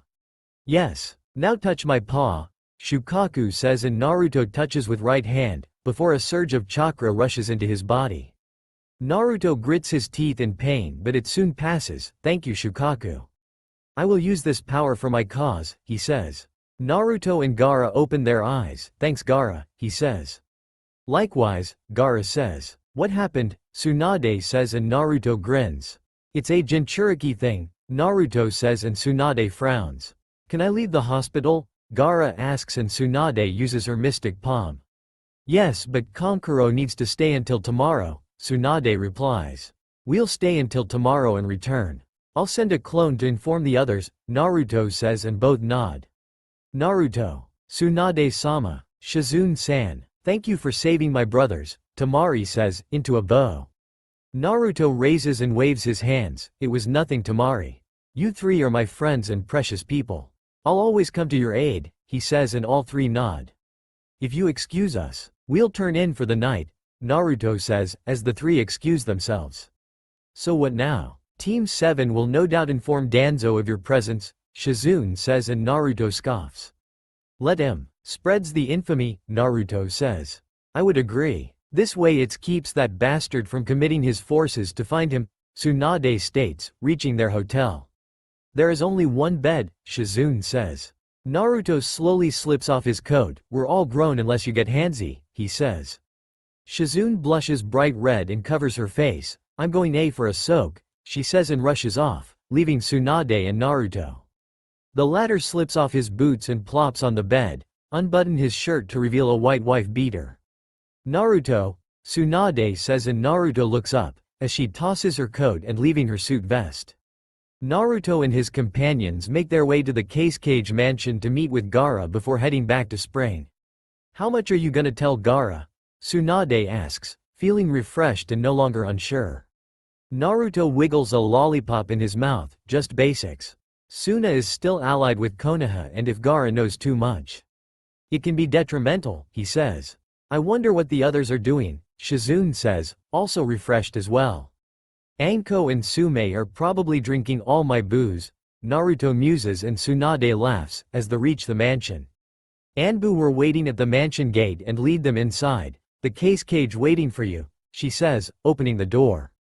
Naruto and his pair of mate find Gaara at his desk and Tamari sitting on a sofa. Morning all, Naruto says. Morning, Gaara replies. Naruto takes a seat in front of Gaara as Tsunade and Shizune take a seat on another sofa. So where do you want me to start? He asks. The death of the Godem, Gaara replies and holds out his hand, as Naruto places a lollipop in his hand. Well, I came to Konoha to scope things out. People despised my existence and were quite happy I was dead, Naruto starts. The current Rokudame and the council repealed a law my sensei created to keep the younger generation pure, but frankly it didn't work as the older generation told their children to avoid Naruto at all cost, Tsunade comments. Indeed, in a bid for me to not have a safe haven to return to. My supposed friends and comrades turned on me. Whether due to stupidity, laziness or simple blind hate, Naruto says and Tamari frowns. I waited a few days to scout and set up some things. Before going see Tsunade, she told me who was still loyal to me and gathered them all up except a few others. I used the Hiraishin to get them out and a few exploding clones to do the rest, Naruto explains. I left another clone for the fallout and learned Danzo was quickly named Rokudame. At the same time, I took everyone to Uzushio and transferred some of my Biju chakra and turned them all into pseudo-fox Biju using my 6th path Yang chakra, Naruto explains. Gaara sat in thought as Tamari rises from her seat. Can they transform into full foxes like you can? She asks. Other than ears and tails. No, but they are stronger and more durable than before with larger reserves akin to the Uzumaki clan, Naruto replies, as Tamari hands him glass of water. So what will you do now? Akatsuki will have you on their radar and Konoha as well, Gaara says. My goal is break the shinobi system and the use of Jinchuriki as weapons. To make sure people like us are never used like this again, Naruto says, and Gaara slowly nods. Iwa and Kumo won't take that lightly. The Tsuchikage is old school and the Raikage is all about strength, Gaara states. True. I know it won't be easy, but this is something I will do, Naruto says, and Gaara sees the conviction in those blue orbs. Things are changing slowly here. I opened a shinobi academy for those less fortunate. I've seen some promising people, Gaara says. Though good. The old generation is still stuck in past and will look down on your choices for change, Naruto says, and rises from his seat. Be safe, brother, and if you need me, I'll be here in a flash, Naruto says, and rises from his seat. Gaara holds out a scroll to Naruto. Take this scroll. It will help with your new skills, he says, and Naruto takes it with a nod. Tsunade and Shizune grasp Naruto's shoulders as they vanish in a flash of white, and Gaara sits back down. The world will start to change and we need to stay ahead of it to see it through, he thought. Konoha. Danzo stares at Kakashi's report and their failure to save the case cage. He saved the case cage and killed a S-rank missing nin with relative ease, it seems, he says, tossing the report. Opposite Danzo was Jiraiya and he picks up the report. He's proving his S-rank status. Spring surely has found a diamond among the trash, he says. Indeed. Sasuke has expressed a want to face this ghost, Danzo comments. I don't doubt the Uchiha's ability, but rushing into battle with an unknown is worrying, Jiraiya comments. It seems the Spring Daimyo was correct that he wasn't in country, Danzo says, and Jiraiya nods. This actress may use this to her advantage to curry favor for alliances with other nations, Danzo adds. She is indeed a good actress. I want her to star in Icha Icha movie, Jiraiya says, and Danzo shakes his head. We need to bring this ghost in. I want you to go to Spring and convince Ghost to come to Konoha, Danzo orders, and Jiraiya nods, before heading out the window. A knock on the door echoes and it opens to reveal Ino. Hokage-sama, she says. What is it, Yamanaka? Danzo states. Ino closes the door and stood at ease. Did Kakashi-sensei report to you my findings? She asks. He did. 2 med nin on par with the former Godem and her apprentices, Danzo asks, and Ino nods. The one called Mercy claimed she conned the traitor into teaching herself and Sen, Ino says. And you believe Tsunade could have taught others? Danzo comments, and Ino nods. I will look into it, he says. Thank you, Hokage-sama, Ino says, and excuses herself. Danzo rises from his seat and heads to the window. Ghost may have met these two. What other secrets does this ghost have, he thought. Spring Country. Naruto was on the roof of his main house in a seiza position as numerous clones were going over the scroll Gaara gave him. Hinata was next to him in a similar position as Sume and Hana were out with their ninkin. Yugo was practicing several sword katas, while Tsunade and the others were meeting with Koyuki to look over the shinobi candidates. Naruto-kun, do you want any of us to accompany you to Grass Country? Hinata asks. Naruto slowly opens his eyes and rubs his head as a few clones have dispelled. I don't trust Sasori. However, I need him. He is a means to an end, he says. Means to an end? Hinata asks. Naruto lays back on the roof to stare at the clouds. Yes. He can help with my objectives and can be an asset to our tiny mercenary band, he says, and sighs. I can see why Shikamaru likes looking at the cloud, he muses. Hinata lays back onto his stomach with a frown. He betrayed you, Naruto-kun, she says. It would have been too troublesome not to. Shikamaru is smart. He knows what I am, but being that he is lazy, it's just easier to go with the crowd than walking against the norm. Choji will follow because he a gullible fool. Shino will take the logical path despite the fact the Aburame are shunned to an extent, Naruto states. Neji reverted back to his fate spiel after it was announced about your death. Once he learned the truth, he said fate was rectifying his loss to you. Kiba has been trying to bed me, but Sume-sama and Hana-san had been rebuking his actions. It was part of the reason their clan is splintering, Hinata says, and Naruto growls. Tenten follows Neji like a fangirl. Lee is such a hypocrite. You brought Tsunade-sama back to Konoha to be Hokage and saved him, but the moment he learns the truth, he turned his back on you, Hinata adds, with a small hiss. Naruto softly laughs and flicks Hinata's nose. Don't worry about them, Haim. We'll deal with them when the time comes, he says. Oi Gaki. We're back, Anko shouts. The pair get to their feet and leap down, following Anko inside where everyone was sitting in the living room. Alright, if Tsunade hasn't already told you. I will meeting missing Nin Sasori of the Red Sand in Grass Country, Naruto starts. Is that wise? He is partially responsible for taking the case cage, Sakura states. While true, Sasori is means to an end for me. I will using him to lure out Zetsu. If it fails, I'll kill him and move on to another plan. Simple as that, Naruto explains. And if Sasori plays ball and lures Zetsu out, Hana questions, petting one of her triplets. Then Sasori may assist us as a member of Kuroi Yuhi, Naruto says and gets several confused looks. Kuroi Yuhi or Black Sunset is our answer to Akatsuki. We'll be mercenaries in a similar vein to them. We'll collect bounties and grow our reputation, he adds. That is interesting. It garners us notoriety and give us an end to enter say Konoha under the guise of bounty hunters, Tsunade says and Naruto smirks. Exactly. Konoha already wants to meet me. Sasuke will no doubt whine to Danzo and force the issue, Naruto says. Ino as well. She was being very nosy.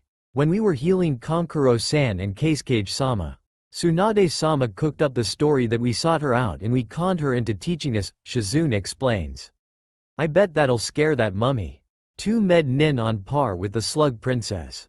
It'll have him wondering about our ghost, Anko states. One can hope for that. Now like the Akatsuki we will be working in groups. Our med team will be Tsunade, Sakura and Shizune. Our T and I strike team will be Anko, Yugo and Hinata. Our tracker team will be Sume and Hana. I will be a single strike team but these aren't permanent and subject to change. Depending on the mission, Naruto explains and gets several nods of approval. So how is with Tsunade and Shizune? Sume says, causing the latter to eat in shock. He can eat you out like a champion, Tsunade comments and Naruto face palms. Anko laughs loudly but also licks her lips. Mama likes, she croons and Naruto sighs, thinking of putting seal on his bedroom door for the foreseeable future. Diva Pain looks down at his rain-laden domain from the highest tower, his unblinking eyes unwavering in his quest. Footsteps catch his ears and he turns to his faithful companion. Has Sasori been located, Conan? Diva Pain asks. No, Sasori has gone dark, Conan states. What of Deidara's ring? Diva Pain asks. Zetsu managed to sneak into Suna and recover the ring. Security is still under heavy guard due to the attack, Conan says. Diva Pain's eyes narrow at the mention of their failure to capture and seal the Ichibi. What of this ghost? He asks. He is in the bingo book. His origins are unknown but Zetsu and Sasori's report said. He turned up in spring as some phantom saving the country from genocide by the Land of Sky. Iwa dubbed him the Ghost of the Flash and the people call him the Ghost of Spring.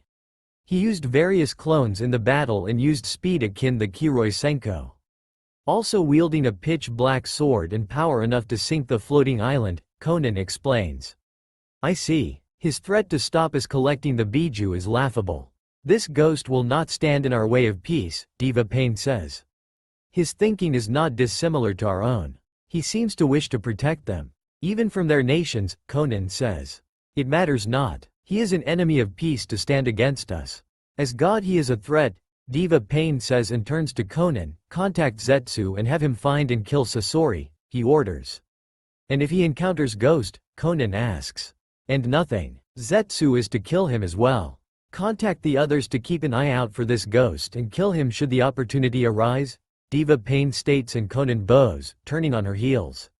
Nagato, you are changing too much. Yahiko would be horrified to see you this way, Conan thought. This ghost is threat to our goals, a voice says, halting Conan in her tracks. She turns to a tall and lithe figure with the orange spiral mask with a lone eye, poking from the hooded cloak. He could also be an ally. Madara, Conan says. He fights for a small and weak country. He has prowess in battle but he is a big fish in small pond, Madara states. Then wouldn't it be best to recruit him to our cause? Conan says but Madara's eye narrows. No, our god has commanded his death and Toby is a good boy, Madara says and a distortion forms around his eye, before he is swallowed. Conan stood for a moment but continues on, I do not trust him, she thought. An hour later Naruto makes way to the kitchen for breakfast, finding Hinata and Tsunade making food. Morning Naruto. Naruto-kun. Both said and Naruto waves his hand, taking a seat at the table. Anko won't be joining us for breakfast, Naruto says. Tsunade places a glass of orange juice in front of him, so this makes 4 now, she insinuates and Naruto sighs with a nod. I accidentally left the seal off my room and she snuck in, Naruto states. So Anko finally caught ya huh. Hell pup I might as you to turn me too, Sume says, strolling up with a shit-eating grin. Naruto rubs his forehead as the others enter. Please don't, he whispers. You didn't force Anko, Sakura says, her green eyes glowering him. It was the other way around. She snuck into my room and they took advantage of me, Naruto says, defending himself but Sume laughs. Anko's been waiting for you to slip up. Ha ha ha, Sume says. So today is the day huh? Hana asks and Naruto nods, stuffing some sausage into his mouth. I sent out some clones yesterday to scout around and mark a suitable spot to Hiraishin to undercover. Sasori didn't give a specific time other than noon, Naruto explains. Naruto-kun you should really bring one of us with you, Hinata suggests but Naruto shakes his head. I'll be fine, Naruto assures. And if Sasori is sketchy, Tsunade asks and Naruto runs his finger across his neck. The breakfast continues as they eat their fill and break off to their daily routines. Naruto tosses his coat on his bed, before slipping his mesh shirt into his black cargo pants. Next Naruto slips on a dark blue and skin-tight shirt with dark blue gloves and metal guards on top, before pulling up his mask over his mouth. Naruto-kun, Hinata says and Naruto turns, grabbing his coat. I need a favor I need you to put up a paralysis barrier in the courtyard, Naruto says. For Sasori, Hinata says and Naruto nods, slipping on his coat. Naruto makes a fist and his hidden blade shoot out, yeah. He still can't be trusted. Even if he works with us, he says, retracting his blade. Hinata follows Naruto outside to the courtyard. Squatting down he places a Hiraishin mark down. Just set it up around here. Be back soon, Naruto says and vanishes. Hinata heads back inside and to retrieve her Fuinjutsu supplies, informing the others of Naruto's plan.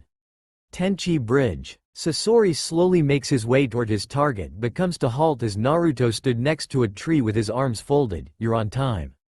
Good I hate waiting, Sasori says, as Naruto falls into step with him. I like being punctuality. Tardiness is a weakness, Naruto comments, remembering his former sensei. However, unknown to Sasori, the former Konoha shinobi has clones waiting and searching for a particular entity. Has Akatsuki come searching for you? Naruto asks. Sasori scoffs with a swish of his tail. I've stayed off their radar for now but I doubt they have remained idle in searching for me. Zetsu will come searching, he comments. Zetsu? Naruto questions, faking ignorance. He is the Akatsuki's spy behind me, Sasori replies. The pair reach the bridge but Naruto hangs back behind a tree, his eyes closed and his senses focused. A cloaked figure slowly makes their way onto the bridge but Naruto ignores their talking but a smile graces his lips and he vanishes in a white flash, leaving a clone in his place. About a mile away from Tenchi Bridge was a curious and almost out-of-place thing. It resembles a large Venus flytrap but it wears a black cloak with red clouds. The flytrap slowly opens to reveal a person with a literal black and white side. When do we strike Sasori and his companion? The white half says. Soon, but the companion with Sasori is odd. It's the one who killed Deidara, the black side says. So they're working together. Sasori has betrayed the Akatsuki, white says. Black's eyes narrow but suddenly a black sword erupts from their body. Found you, a voice hisses. What is this? White exclaims.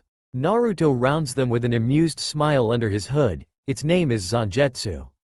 Zetsu-san, he says, facing the pair. Zetsu tries to sink into the ground but Naruto laughs, don't bother.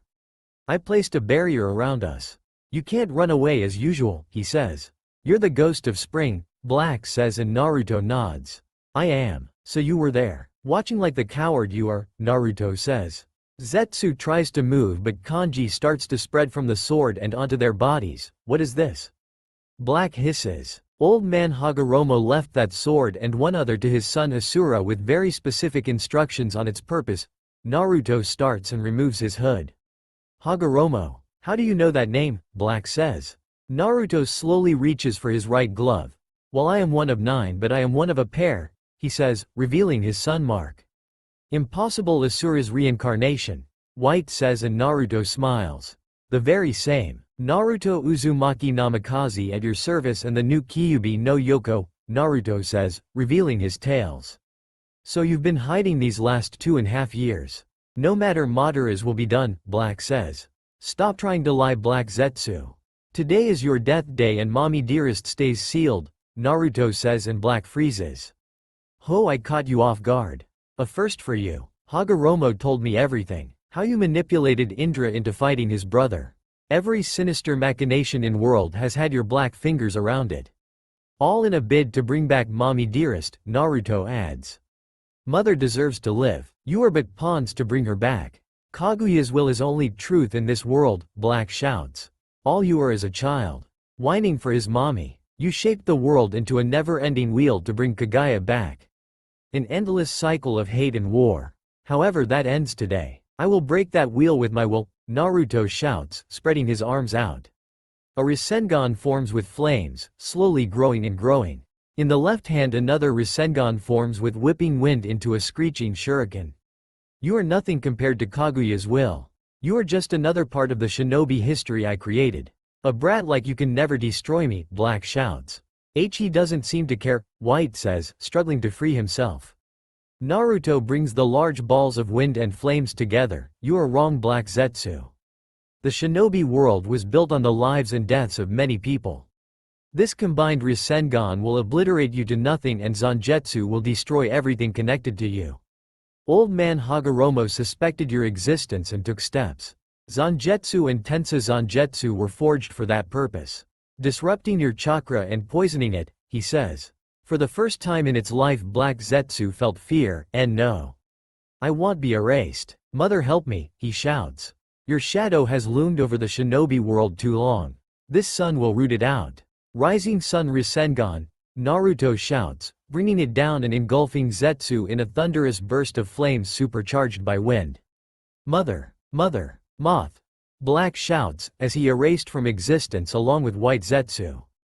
In unknown locations numerous clones of White Zetsu start to shrivel up and die at the loss of their brain. Naruto stares at the crater with serious eyes.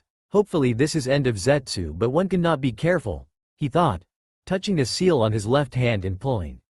Slowly another black sword with a spiral hilt, but the black blade becomes more curved as it nears the tip, with 3 protrusions along the blunt end of the sword close to its tip.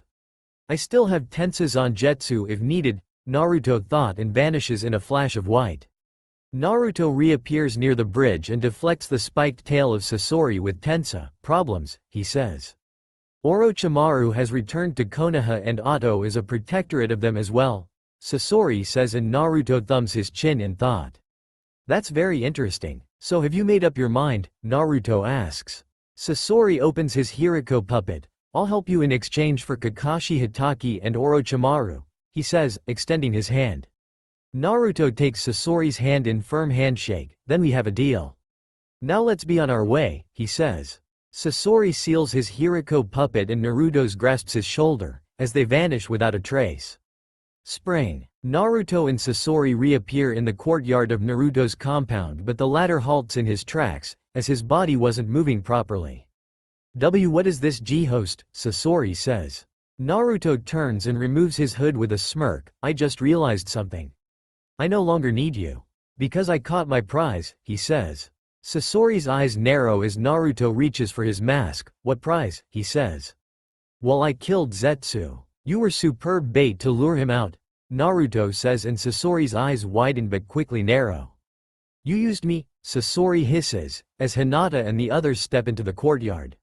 Naruto pulls down his mask with a nod. Yes, I did. I could have used Deidara as well. If Zetsu didn't come, I would simply kill the bait and find another member to lure him out, he says. Those markings on your cheeks.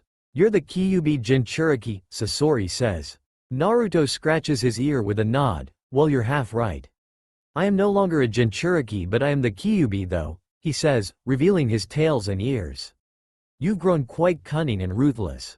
No longer a boisterous fool to fool someone as guarded as myself, Sasori says, with praise. I gladly take your praise. With the death of Zetsu and soon to be yours, Akatsuki's spy network is crippled, Naruto says, making a fist and his blade shoots out. I have been checkmated by a brat. One last request, Uzumaki. Take my body to my granny and kill Orochimaru, Sasori says. Naruto rounds Sasori and places a hand on his shoulder. Consider it done, he says, driving his blade through the cylinder in Sasori. The infamous Suna missing nin collapses like puppet devoid of strings as Naruto stares down. Alright Hinata. You can drop it, he says. Hinata places her hands down and channels her chakra, allowing Naruto to move more freely. Success. Zetsu is dead and Akatsuki is crippled for the moment, Naruto says, kneeling down and picks up Sasori. However, Infinite Tsukuyomi is still a threat, Naruto adds, heading to the dojo and the other following. Infinite Tsukuyomi, Tsunade questions. It's the dark machinations of Kagaya Otsutsuki, a worldwide genjutsu to lock all of humanity in a never-ending dream and drain them of their chakra to feed the Shinju, Naruto explains, shocking them all. How could something like that be possible? Anko says. Hana opens the doors to the dojo and Naruto places Sasori on the floor. The Biju were once one being called the Jubi. Zetsu has been manipulating events to see the Jubi return and awaken Kagaya, he states, searching Sasori's body. Zetsu's dead, meaning it can't be done right, Hana says, but Naruto shakes his head. The man who attacked my parents claimed he would remake the world in his image.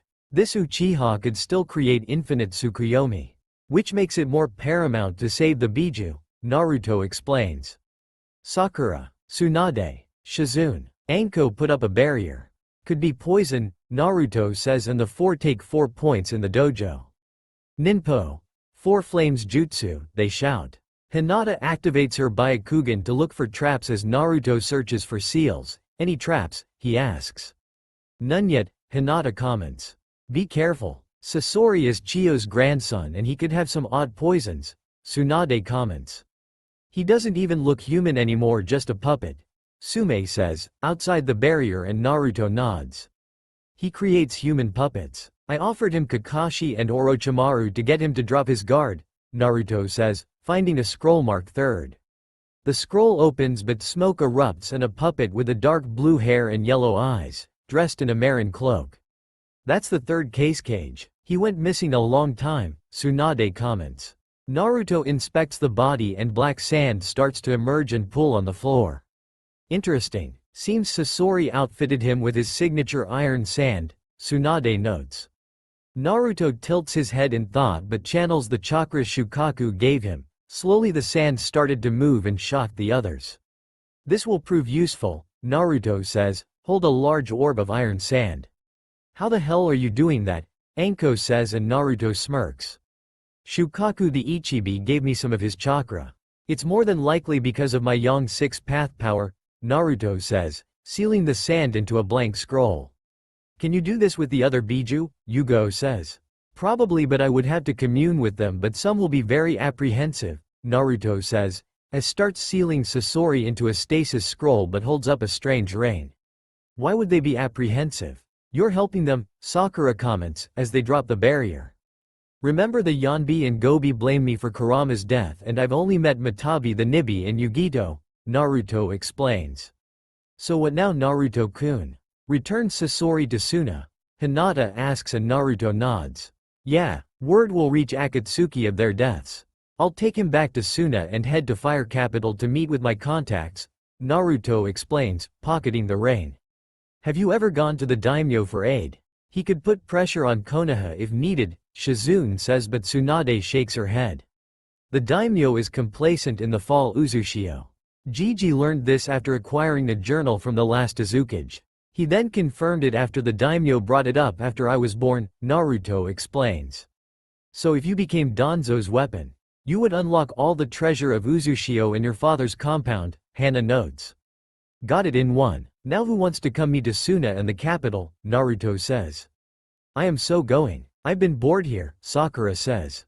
I would like to go as well, Naruto-kun, Hinata says. Alright, but we'll have to do something about your eyes, Naruto says, and Hinata waves hand. Alright, I would like the rest of you to help out and start collecting bounties. Put the name Black Sunset out there. Dojima has some special cloaks made, Naruto says, and all of them nod. Naruto heads out of the dojo and takes up a seat in one of his larger trees. Kurama's step 1 is finished. This should lure out Madara or his faker, he thought. Flashback. Naruto struggled to move in the knee-length water as his body burns with Jiraiya's seals. Over here, boy, Kurama says. Naruto slowly makes his way to the cage as Kurama stares at him. Boy, be grateful for what I am about to do, he says. Grateful? Ero Sennin betrayed me. He's gonna turn me over to this Danzo guy, Naruto shouts. That mummy and feckless toad won't get you. I have put a considerable amount of distance between us and them. Now listen, I have started a forbidden jutsu on you, Kurama says, and Naruto's eyes widen. This jutsu was given to us Biju by my father, the sage of Six Path. He told us only use this to save a truly innocent soul, Kurama states, as cracks form on the gate. What? Why? Naruto shouts. You are a truly innocent soul. You should never have suffered as you did, Kurama says, and a grin forms. So be grateful for this, Naruto, and make sure you kill Madara for me. He adds, before erupting with red light. Naruto cries out in pain as his body is flooded chakra, but before he collapses, 2 voices call his name. End flashback. Naruto rubs his eyes and looks down, seeing Sakura and Hinata staring up with concern. Naruto hops down with a sigh. Sorry, I was thinking, he says. I'll say. We were calling you for 5 minutes, Sakura says, her arms folded and her hair now in a pixie cut. Naruto looks down and sees a cloth in Hinata's hand. It's for my eyes. I'll still be able to see, she says, wrapping her eyes. Alright, we'll arrive in River City and head to Sanagakure from there. I don't want Flash into Gaara's office unannounced, Naruto says, and both of them.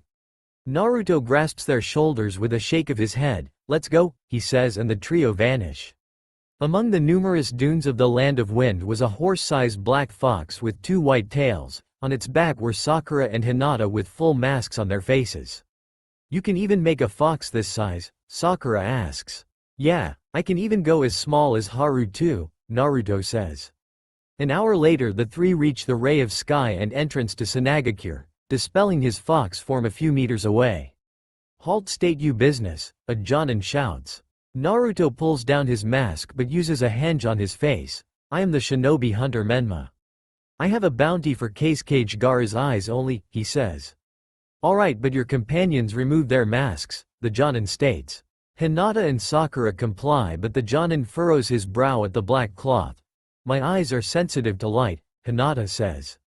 Alright, follow the path, but Anbu will be watching, the Jonin says. The 3 make their way into the village with their silent escorts keeping to the roofs. You saved Gaara but are being treated like an outsider, Sakura comments. It's fine, Cherry. I am supposed to be a ghost, Naruto replies, but notices the lockdown presence. Still on high alert, Hinata asks and Naruto slowly nods. They reach the Cage Tower and their escorts break off to return to their posts. Is Gaara-sama in? Naruto asks, reaching his office.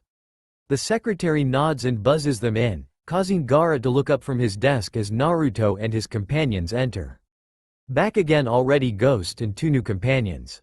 Do you wish to tell me something? Gaara says, and Naruto rubs his head.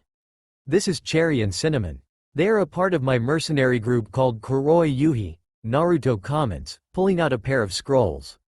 Same as Sen and Mercy from the snow? Gaara asks and Naruto nods. The very same. I have a surprise. Sasori of the Red Sand and the puppet body of the Sandaime Cage, Naruto says, and Gaara's eyes widen, taking the pair of scrolls.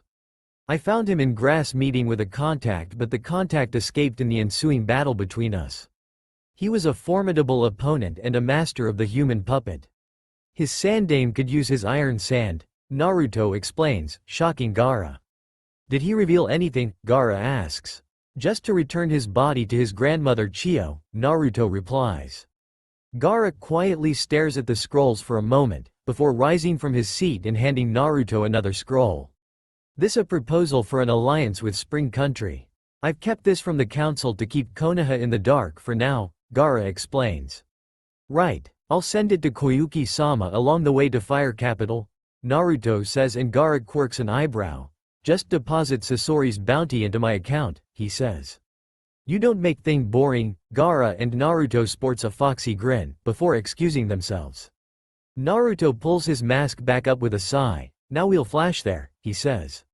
The three exit Suna with no issue, and Naruto grasps their shoulders before flash stepping far enough away and using the Hiraishin to make to Fire Country.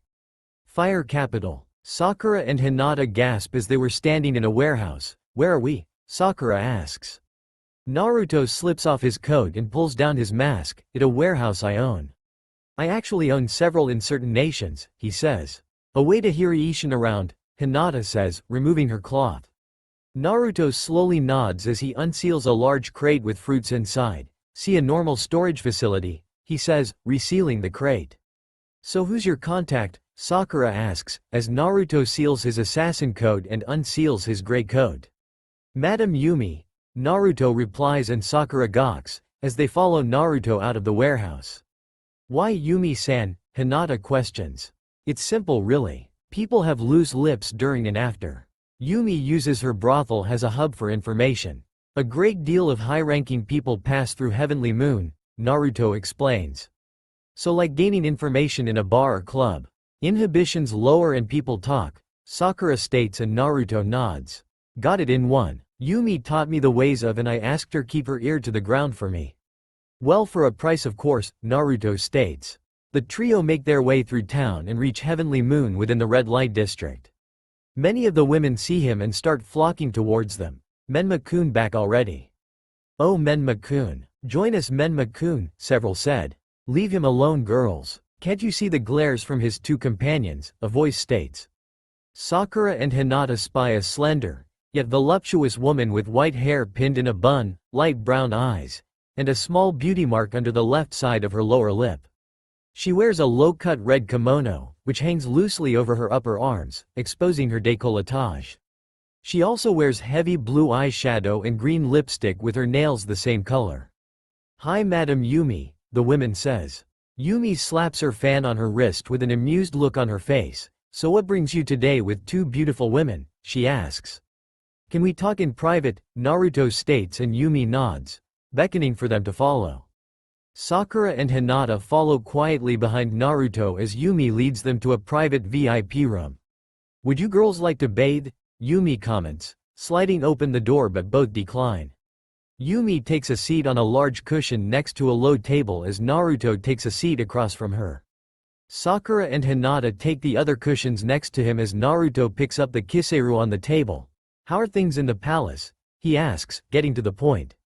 Yumi's eyes turn serious and she claps her hands, activating the seal Naruto placed. His nephew frequents us. He drinks, whores around and whines about things. His son on the other hand is more loose-lipped. He complains about his father not getting something but never went into specifics, Yumi explains, taking a cup of sake from Naruto. Did he say what? Sakura asks, and Yumi looks to Naruto and he nods. Something they have waiting years for. The daimyo keeps that close to his vest, Yumi replies. More than likely Uzushio's riches, Naruto thought, puffing on his kiseru. You should also know that Toad came last week, Yumi asks, taking a puff of her kiseru. Naruto taps his ashes with a sigh and plume of smoke, not surprising. No competent woman would touch him unless paid very well, he says, and Yumi laughs. Indeed his usual spiel, but he did say something interesting. He heading north to Snow to convince the former actress Yukie Fujikaze, now daimyo Koyuki Kazuhana, to star in his Icha Icha Paradise movie, Yumi states. Naruto shakes his head with a sigh. He never ceases to annoy me, he thought. Anything else of major note? Naruto asks. Yumi takes a puff of her kiseru. It's been quiet, but rumors are flying that the last Uchiha has returned to Konoha.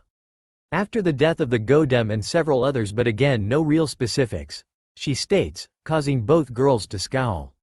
Naruto reaches into his coat and pulls out an envelope of money. Thanks Yumi, he says, clapping his hands and releasing the barrier. Not a problem Menma-kun. Will you stay for a while? Yumi says, rising to her feet and stuffing the envelope between her s. Sure, bring us a full-course seat and some sake, Naruto says, taking Yumi's spot on the cushion. Yumi excuses herself with a smile as Sakura and Hinata take up seats next to him. Things we knew and more information, Sakura says. Is there no good people in the daimyo's family, Hinata says. His wife maybe, but Tora has shown otherwise, Naruto muses and both laugh. The fact that Konoha is spreading the Sasuke is back among them is interesting, Naruto says, placing the Kiseru down. I bet he uses that to get whatever he wants. I can't believe I had a crush on him. I thought he was so tragic. Losing his family, Sakura says, with a sullen look. Naruto reaches out to run his finger along her cheek. We were kids.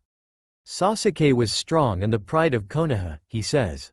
The door slides opens as Yumi returns with several women carrying trays. Anything else, Menma-kun? A few girls, Yumi asks. Not right now. Thank you, Yumi, Naruto says. Yumi bows and excuses herself and Naruto pours himself a drink. Let's forget about certain things and enjoy the spoils. Kanpai, he says, downing his sake along with Sakura and Hinata. About an hour later, Naruto was sipping his sake as Sakura was nipping at his neck with a red face. Hinata was wrapped in his coat with red skin and small giggles and muttering of words, hee hee. I smell like Naruto-kun, she mumbles. Naruto stares at the ceiling with a sigh. Is this gonna become a thing? Every time I go somewhere with them, he thought. His gaze on the pink head on his chest and the blue net on his right arm. Naruto makes a clone and swaps with it, grabbing a robe and slipping it one. He steps out of the room but is met by one of the girls. Menma-san, is there anything you need? She asks. Nothing at the moment, Naruto says, heading to the baths. Naruto washes himself clean and headed back to his room, finding both still cuddled up with his clone. Tell them I headed out, Naruto says, getting dressed but leaving himself shirtless as he slips on his coat. He heads out the window and leaps to the roof, taking a seat with a sigh as the night caresses his bare chest. Tiny movements go up his leg and Naruto looks down to see a small jumping spider. Hello Lucas, he says. Hello. Mama is here, Lucas says. Naruto glances back to a tall woman with an extremely pale and flawless complexion, making it appear like she's almost constructed entirely out of porcelain. She has a curvy figure, with very large s, a thin waist, and wide hips. She has long, black hair, worn in an upwards manner with two long strands that frame either side of her face, and eyes that have both completely gray irises and pupils, each containing a black spider web pattern. She is wearing a long black sleeveless dress. However, this dress is incredibly long, in that it completely conceals her feet, while ending in 8 small trailing pieces of fabric like the legs of a spider. A narrow black band encircles her neck featuring a small spider emblem that lies at its front and 8 extensions that protrude outwards upon the back, with 4 emerging from either side. Spider web netting branches the gap between the band and the dress, extending downwards from the aforementioned spider emblem. Hello Arachne, Naruto says, letting Lucas onto his shoulder. Arachne opens her black fan. You know I like to stretch my legs once in a while, she says. HMM. True. So anything Yumi missed? Naruto asks. Other than that loathsome pervert. Pathetic poots of ejaculate. He should arrive in spring within a week. I have a few little ones on him, Arachne states, and Naruto snorts at her joke. Good. Can your little ones sneak into the Namikaze and Senju estates? Naruto asks. I can, Lucas says, and Arachne laughs. I know you can, dear. I can na Menma-kun, Arachne says, catching her slip. Thank you Arachne-sama, Naruto says, letting Lucas down, and both vanish in a puff of smoke. Who is that Menma-kun? Hinata says, standing with Sakura. Naruto gets to his feet with a stretch. Arachne. Boss summon of the Spider Clan, he replies. I thought you summoned toads. Sakura asks and Naruto snorts, with a rub of his head. I did, but when I technically flatlined. My name was crossed out despite coming back. Besides, in a roundabout way. The toads betrayed me, Naruto explains, shocking both. The great toad sage told Jiraiya a prophecy about a student he would train would bring about a great upheaval of the shinobi system. Naruto starts and looks up. In his infinite wisdom, He decided to hijack this prophecy and turn it in Konoha's favor, and they unknowingly followed along. Naruto finishes. So Jiraiya went to Sandaime-sama. Sakura asks and Naruto nods. Yep, but Gigi brushed it off. So that spurred him to go to Danzo and bring it about. He tried with Dad, trying to drive him towards Danzo's thinking, but Mom was there and kept Jiraiya from sinking his hooks into him. Naruto explains. So when your parents died, they had a clean slate with you to mold you, condition you into their weapon, Sakura states. Once Jiraiya comes to spring, I plan on revealing myself to him, Naruto states. Why reveal yourself? Hinata says, and Naruto buttons up his coat. I just want to see his face. Once I'm done, I'll lock up that information so tight. No Yamanaka will be able to unlock, Naruto says, and both slowly nod. The trio slip back inside and collect their things, saying goodbye to Yumi and return to Spring. Diva Pain stares at the Toby with a blank face, but his eyes flicker in rage. What do you mean all dead? He says. Toby stood with arms crossed inside his cloak. All the white Zetsu clones are dead. Which means Zetsu is dead, he says. Zetsu doesn't work on the front line, Conan says. That is true, and somehow Zetsu is dead. Then this ghost is more dangerous than we anticipated, Toby states. But how? Zetsu is very good at concealing himself. If Ghost and Sasori did indeed kill Zetsu, how were they able to sense him? He is able to hide in Pain-sama's reign, Conan states.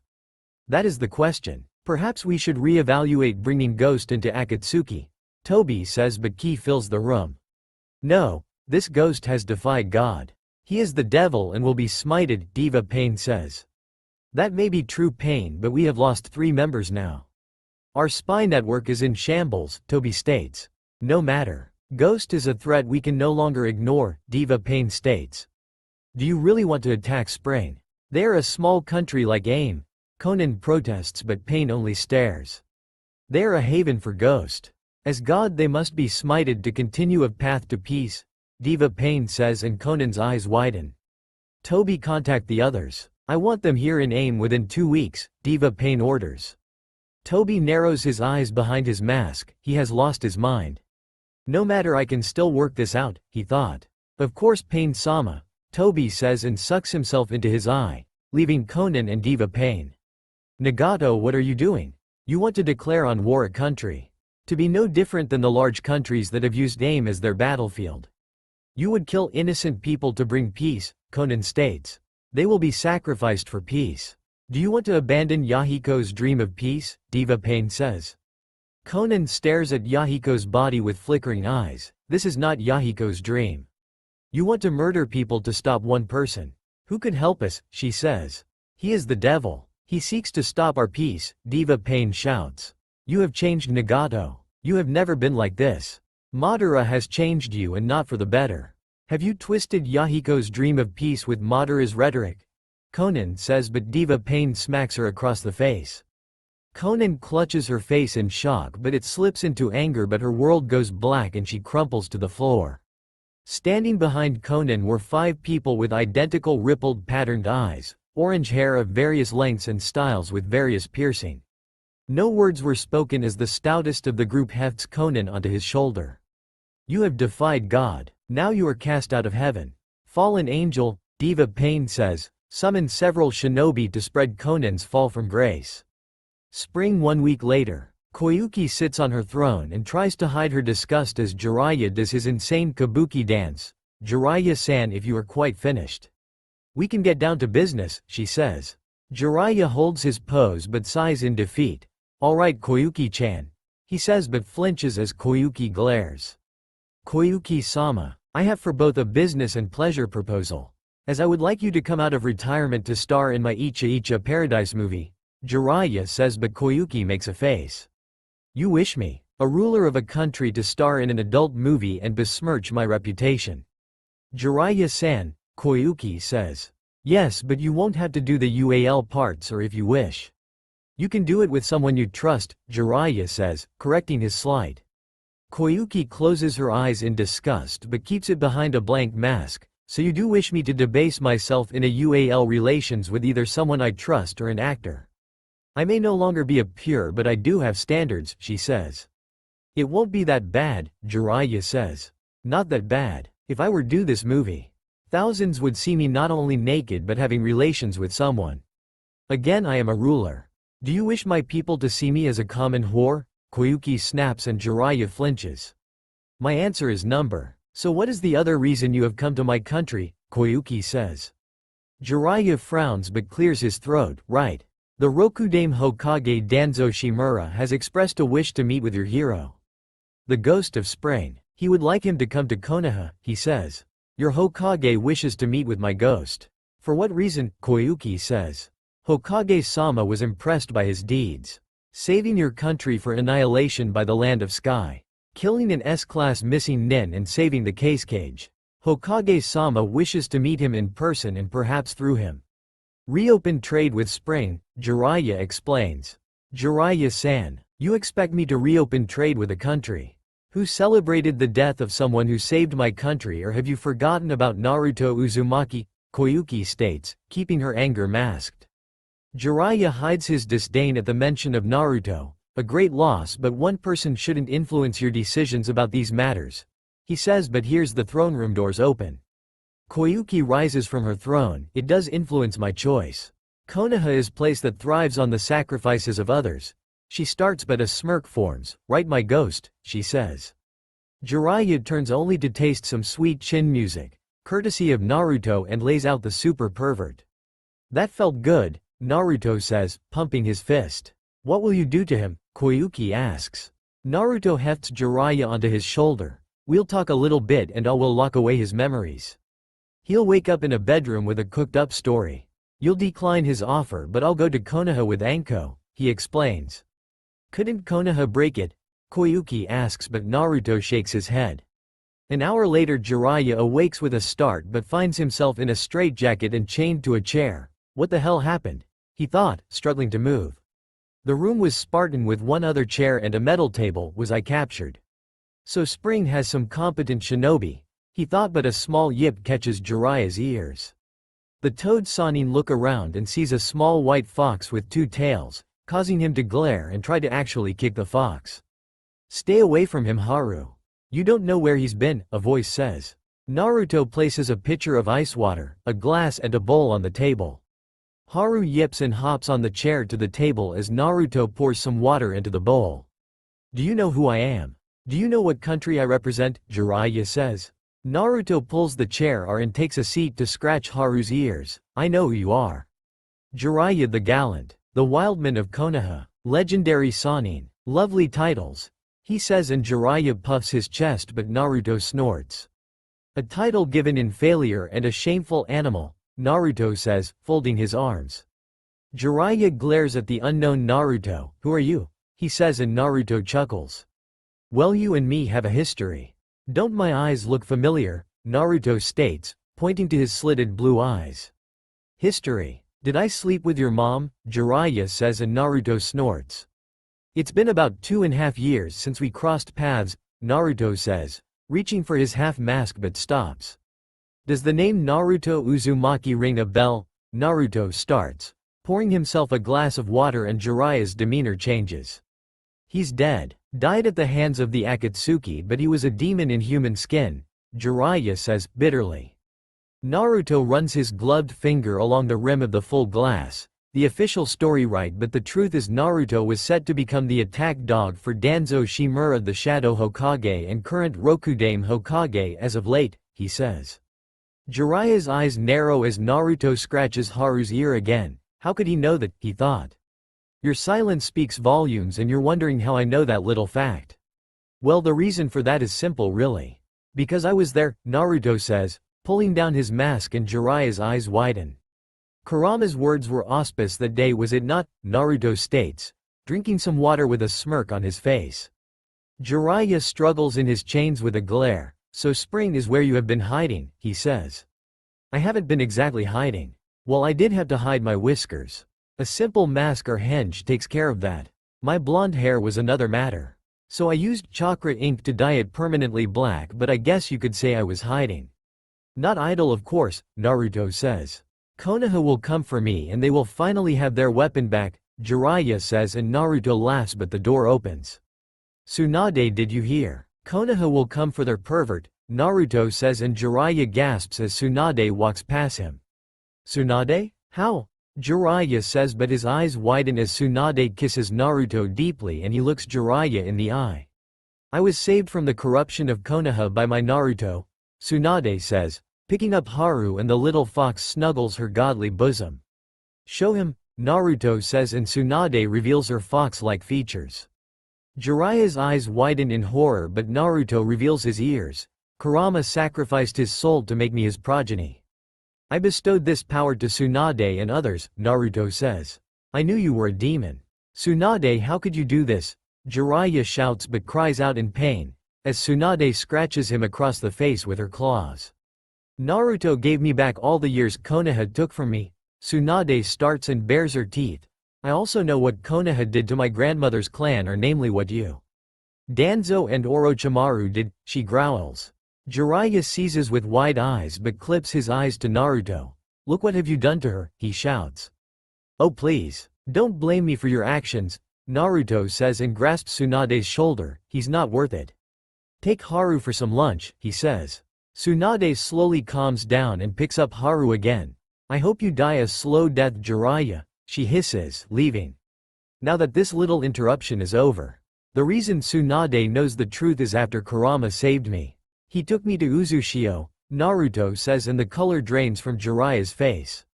Another thing to know. My parents left imprints of themselves on the seal and they know everything about my life. When you die, they will have words, Naruto adds. You're lying, Jiraiya shouts.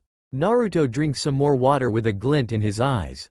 I am many things but liar I am not. I spent a month in my mind with my parents and learned everything they knew until their chakra ran out. Then I proceeded to use thousands upon thousands of shadow clones to gain years if not decades of experience, he says and leans closer. I know the Hiraishin and I took it step further. I can still use the kunai, of course. I have about 100 sealed on my body, but I developed an advanced shunshin I call the flash step, Naruto adds, and Jiraiya's eyes widen. Not only do my enemies have to worry about the kunai, but I can move just as fast as well. Ufufufufu, Naruto says. You truly are a demon, Jiraiya says, but Naruto wags his finger. No, Jiraiya. You, Danzo, Orochimaru and Konoha are the real demons. First you betray the Uzumaki clan. Pervert the will of fire. Turn your sensei into your unwitting pawn to drive me towards Danzo. Then you sacrificed him for your own ambitions, Naruto says.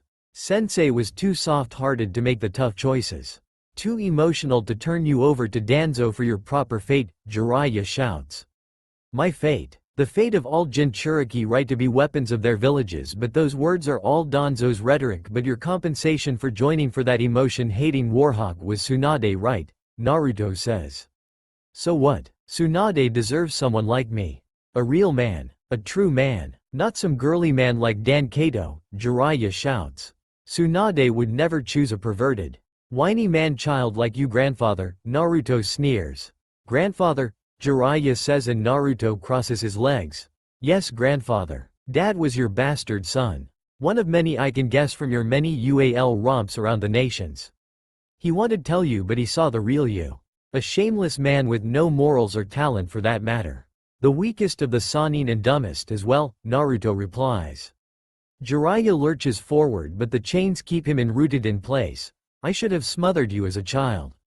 You killed my son and Kushina by your very existence, he says. Oh, now Dad is your son. How much of a leech are you? The moment I tell you that he was your son, you claim him. Well, guess what, Toad? It was a lie. My father would never have the genes of a walking infection like you, Jiraiya, Naruto spits, angering the older man. Oh, come off it, Jiraiya. You are an infection onto others. Your very existence is a cancer. If Gigi never met you, he may still be alive. If Tsunade never met you, she wouldn't have had to suffer as she did. Your lust for her allowed Orochimaru to take her brother and Danzo to set up Dan, Naruto says. How the hell do you know that? Jiraiya spits. Naruto rolls up his sleeve and produces a black book. This book holds many secrets. Danzo thought himself a genius, but Gigi was smarter. Before the fall of Uzushio, the Azuki sent a copy of this book to him. He knew everything Danzo did, including both your actions. However, Gigi was a bit soft when it came to those like you and Danzo. Even Orochimaru, but he was planning on giving this book to mom and dad, but Kurama's attack happened and his one opportunity vanished with their deaths. Dad would have had the power to purge the guilty from the council and start with a clean slate, he explains and grins. I can imagine Danzo's face if this were to come to light, he adds. Konoha will wipe you out, Naruto. Even if you possess the Hiraishin. You cannot stop a village that knows your all strengths and your weaknesses, Jiraiya says, but Naruto grabs Jiraiya by the throat. Konoha's days are numbered. Have you already forgotten? I trained for a year on Uzushio. That still leaves a year and a half unaccounted for, right? I have made quite a name for myself as the ghost of spring, Naruto says, and Jiraiya freezes. Yes, you know what I'm talking about.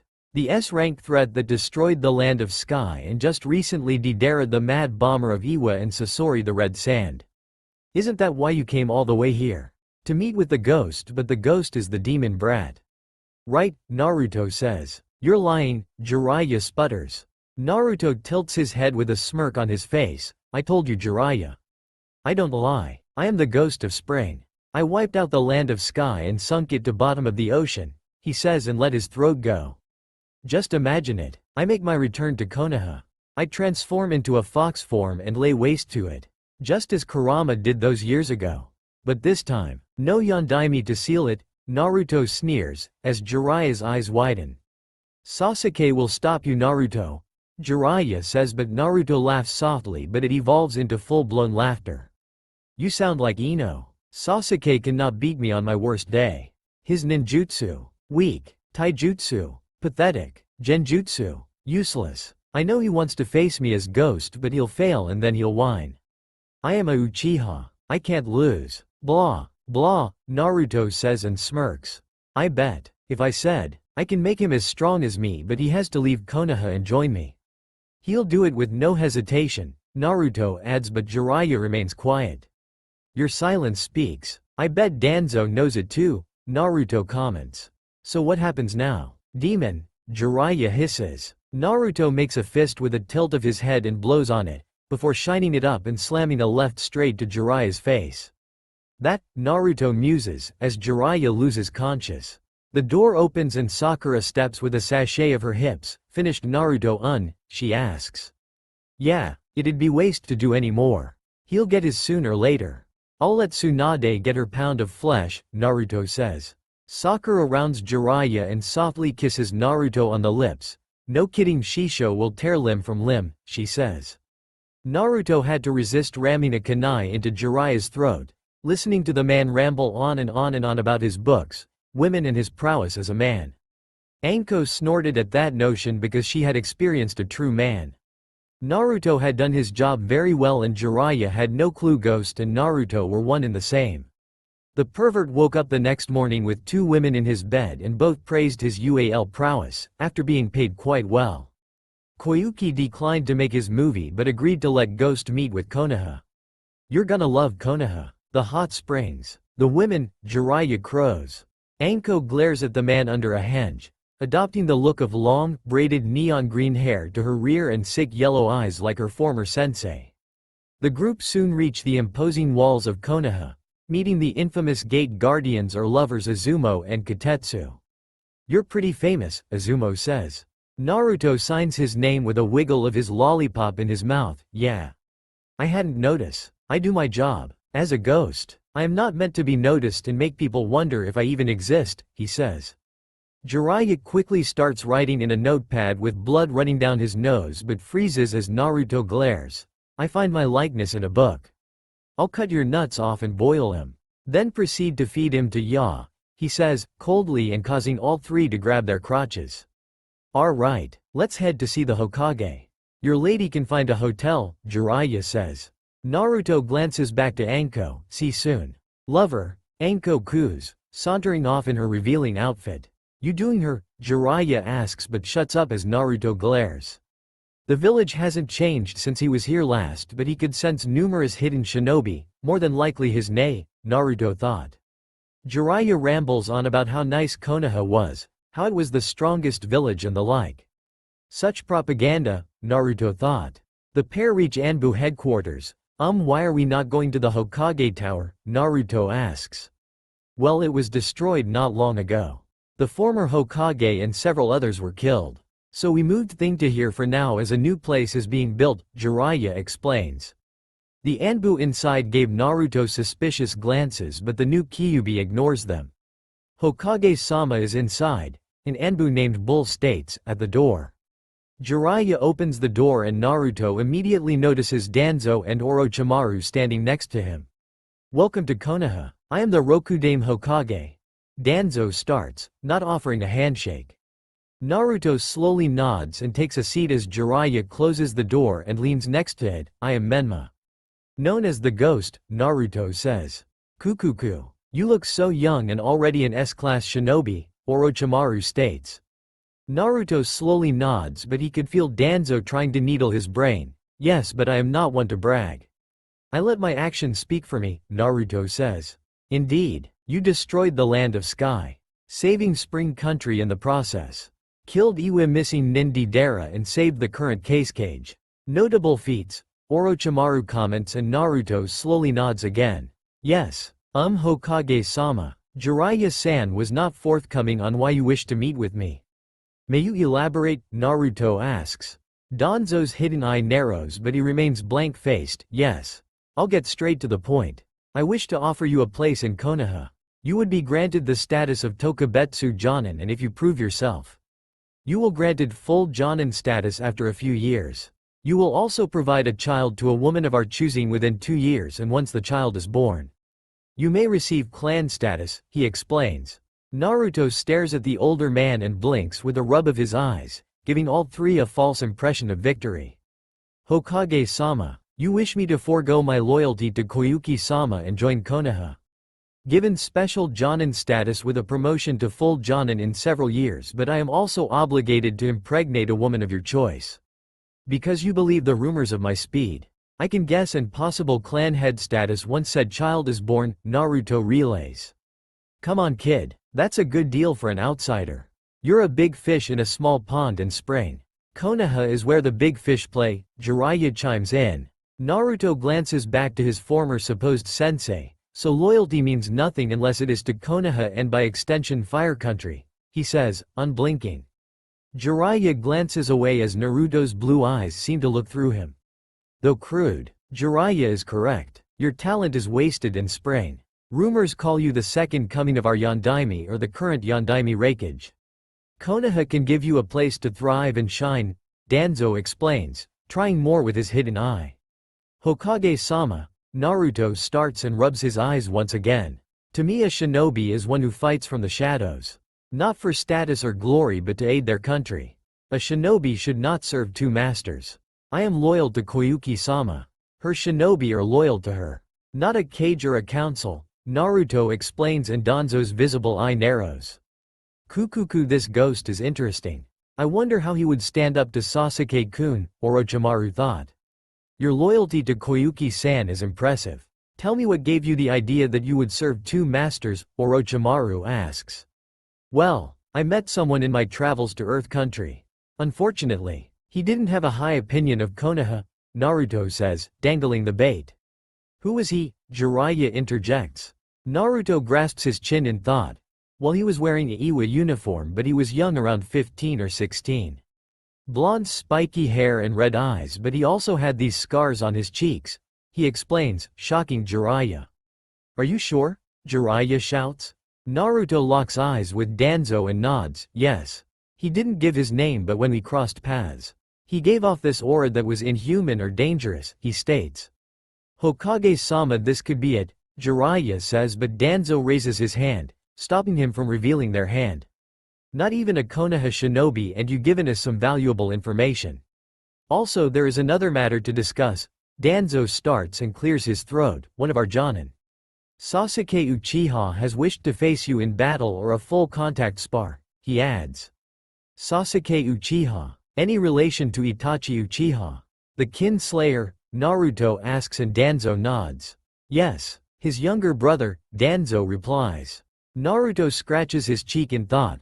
Forgive me Hokage-sama, but I have not heard of this Sasuke. Is he in the bingo book, he asks. Sasuke-kun was personally taught by me. He does have old entry from 3 years ago but was not updated. I can assure you, Sasuke-kun is quite strong, Orochimaru quips. I see. I would agree to face him in a full contact spar, but should I hurt him? I run the risk of 2 Sannin or your shinobi wanting my head. Judging by the praise of your voice, Orochimaru-san, Naruto says, letting more bait dangle. We'll allow both of you to sign the waiver to absolve both Konoha and Sprain. Should you unlikely injure Sasuke or Sasuke kills you, Danzo says, and Naruto didn't falter at the jab. An interesting offer, Hokage-sama. May I add this? I will face Sasuke in a full contact spar, but I will limit myself to taijutsu. Substitution and shunshin. Naruto says, shocking both Orochimaru and Jiraiya. Are you mental, kid? Basics against an Uchiha. You are either cocky or stupid, Jiraiya states, but Naruto ignores him. Will that be satisfactory, Hokage-sama? Naruto asks. Danzo remains quiet, but internally he was angry. Why is my Sharingan not working on him? No matter. Sasuke will break him and we find the information in his head about the Jinchuriki, he thought. That is sufficient. Tomorrow at noon we'll have the spar. Jiraiya will lead you to training ground 7. The spar will witnessed by several of our Jonin, Danzo says. May I bring my fellow Kuroi Yuhi member? Naruto asks, and Danzo glances to Jiraiya. Of course, but what is Kuroi Yuhi? Danzo questions.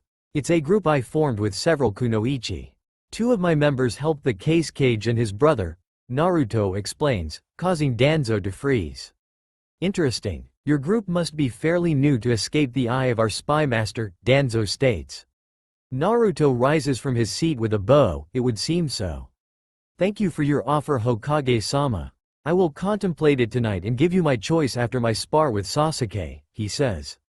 Jiraiya opens the door and follows Naruto out with a scowl on his face. Hook, line and sinker, Naruto thought. Kukuku, were you able to take control? Orochimaru says, but Danzo scowls. Seems not, he adds. This ghost is more dangerous.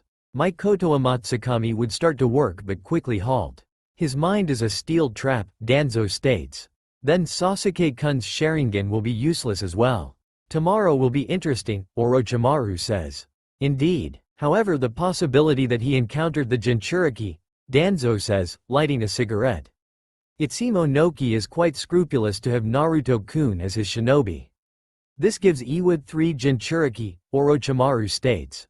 No matter the outcome, Ghost and his compatriot will be dealt with, Danzo says. You think the boy will decline? Orochimaru asks, and Danzo nods. Yes. He is loyal to the actress, Danzo replies, and Orochimaru titters, with thoughts of acquiring Naruto's body. Naruto strolls through the streets after Jiraiya took off to find about him. Jiraiya will run like a chicken with its head cut off to confirm Kuroi Yuhi's existence and the possibility of me being in Iwa, but Onoki will deny it, of course, he thought. Naruto could sense several nay on his tail, but a smile forms, seeing Ichiraku ramen. Naruto enters the shop and sees it dead. Hello, he says. 1 second. A voice shouts and Naruto takes a seat on a stool. Ayame comes out from the back and saw him, but he quickly claps his hands, causing a special genjutsu to form. Hey Ayame Nichan, Naruto says. Ayame comes around the counter and slams into Naruto. Naruto-kun, she whispers. I'm sorry I didn't get you out sooner, but did Lucas gave you and your dad the scroll? Naruto asks and Ayame mumbles. I did, Lucas says, coming down from the ceiling and now the size of a small puppy. Ayame pulls back and wipes her tears with a nod. Yes, he did. Can you really get us out? Without raising suspicions, she asks. I can. I will cast a genjutsu on some villagers and they will attack the shop and cause an explosion. A clone will get you out into spring, Naruto explains. Who is it? Ayame, Tuchi says. 1XL Gigi, Naruto says, and Tuchi laughs. You got it, kiddo, Tuchi says, and Ayame follows him. Naruto pets Lucas on the head. Any other troubles? He asks. Nope. Mama got into the estates and got everything of note, Lucas explains, before leaving with a puff of smoke.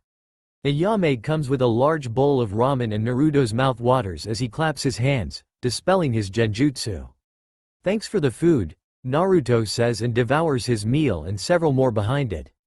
Anko steps inside and her eyes widen, seeing 10 bowls of ramen next to Naruto and he was still going. Where does he put it? Anko thought, taking seat next to him. Give me a sec, Naruto says, in a garbled tone with his cheeks bugling and sucks up the remaining noodles. Sorry, Naruto says and puts some money on the table. Thanks for the food, he shouts. Come back anytime, Ayame shouts. The pair take off towards their hotel but stop for several pounds of dango. Where is she gonna fit it all? He thought, holding several bags. Don't make that face. I like dango like you like ramen, Anko chides. They reach the hotel near the red light district. Clever, Naruto thought, entering the room. It was furnished with a large bed and decent bathroom. They have taken the bait, he muses, plopping on the sofa. So what now? Anko asks. Tonight we get the Ichirakus out. Tomorrow I shame Sasuke. I also told Danzo. I saw me in Earth Country in an Iwa uniform. Jiraiya nearly freaked out. Danzo is paranoid enough to send the perv. Giving me an opportunity to play one of my aces, Naruto asks. You have an ace up your sleeve, Anko says, slipping off her gloves. Naruto gives the snake mistress his signature smile. I have someone in Iwa. This person is close to the old fence sitter. Once Danzo sends Jiraiya to Earth Country, I'll contact my ace and if we are lucky, he gets captured and causes hostility between Iwa and Konoha, he explains. That's kinda evil. I think it's why, Anko says. I am trying to break the system and war come about. So be it, Naruto comments and Anko titters. So when do we kill the snake? Anko asks. Soon. He was very interested me. More than Sasuke-chan. Once I embarrass Sasuke tomorrow, he will be after me like Ino does Sasuke, Naruto states. So you're fighting Sasuke already? Anko asks. Just a full contact spar. Danzo wants us or rather me to sign waivers to absolve Konoha if he kills me. I told him I'll hold back to basics, Naruto explains. Peeved more absolve us after you curb stomp him, Anko says and Naruto smirks. Yeah, I'll beat him so bad.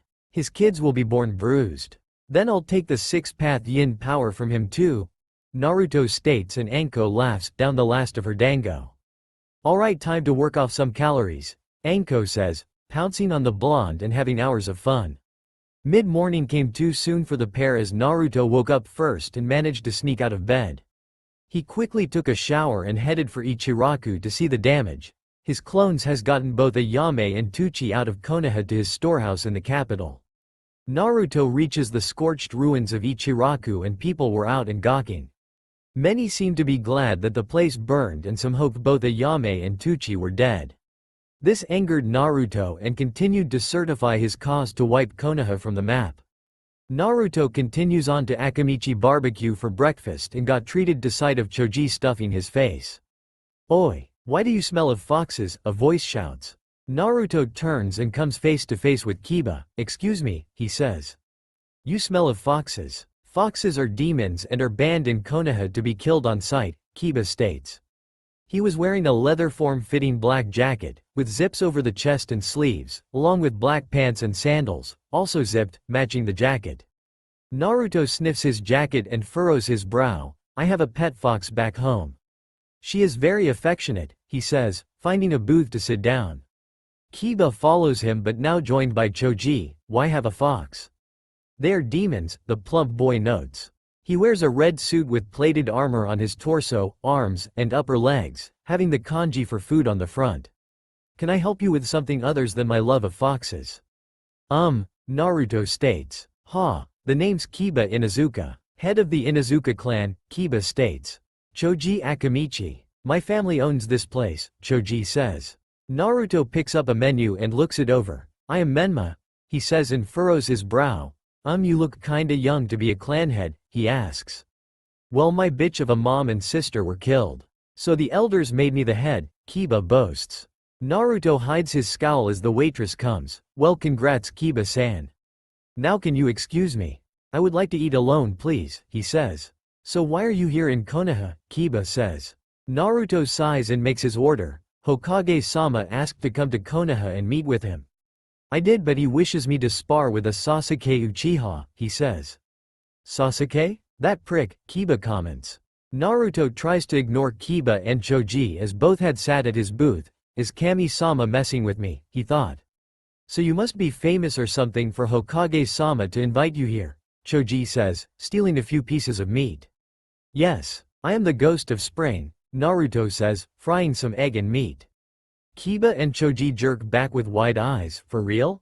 The ghost of spring with a S rank and flee of sight, Kiba shouts. Naruto looks up with a blank look on his face. Yes, and please don't shout, he says, continuing to eat. How troublesome. I heard you from outside, a voice drawls.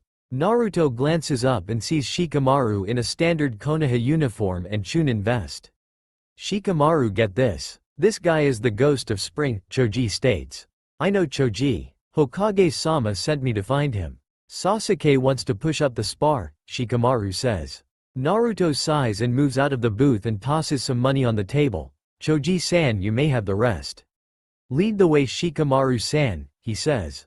Shikamaru mutters troublesome and leads Naruto to Training Ground 7, leaving Choji and Kiba. What happened to Jiraiya-san? He was to escort me, Naruto asks, making a sealless clone in an alley to retrieve Anko and take her to the warehouse.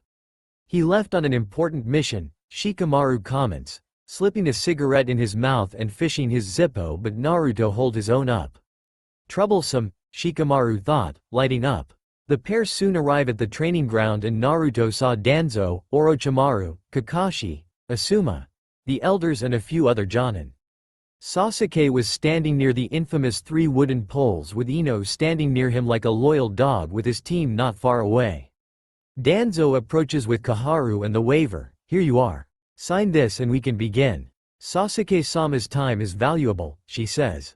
Naruto looks through and doesn't see any genjutsu to hide stipulation. Their overconfidence will their undoing, he thought, signing. He touches his coat and seals it within his glove, leaving him with form-fitting singlet. Sasuke didn't bother to read and signed with a confident smirk on his face as Ino shouts his name. Naruto and Sasuke step forward as the former stretches his arms. Time I show you what a real elite looks like, Sasuke says. Naruto stays quiet as he cracks his fingers with a calm look on his face. This will be full contact spar between Sasuke Uchiha and Menma the Ghost of Spring. Both have signed waivers should Sasuke kill Menma.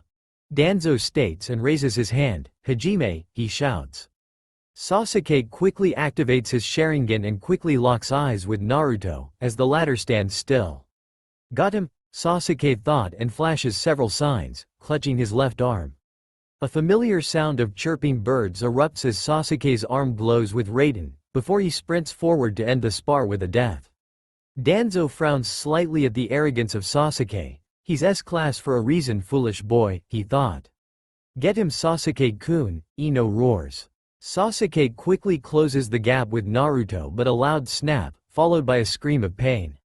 The Konoha ninja present gasp in shock as Sasuke staggers back with left arm snapped back at the elbow. Naruto quickly shunshions behind Sasuke to kick out his legs into a follow-up downward punch, breaking his nose, a few teeth in his jaw.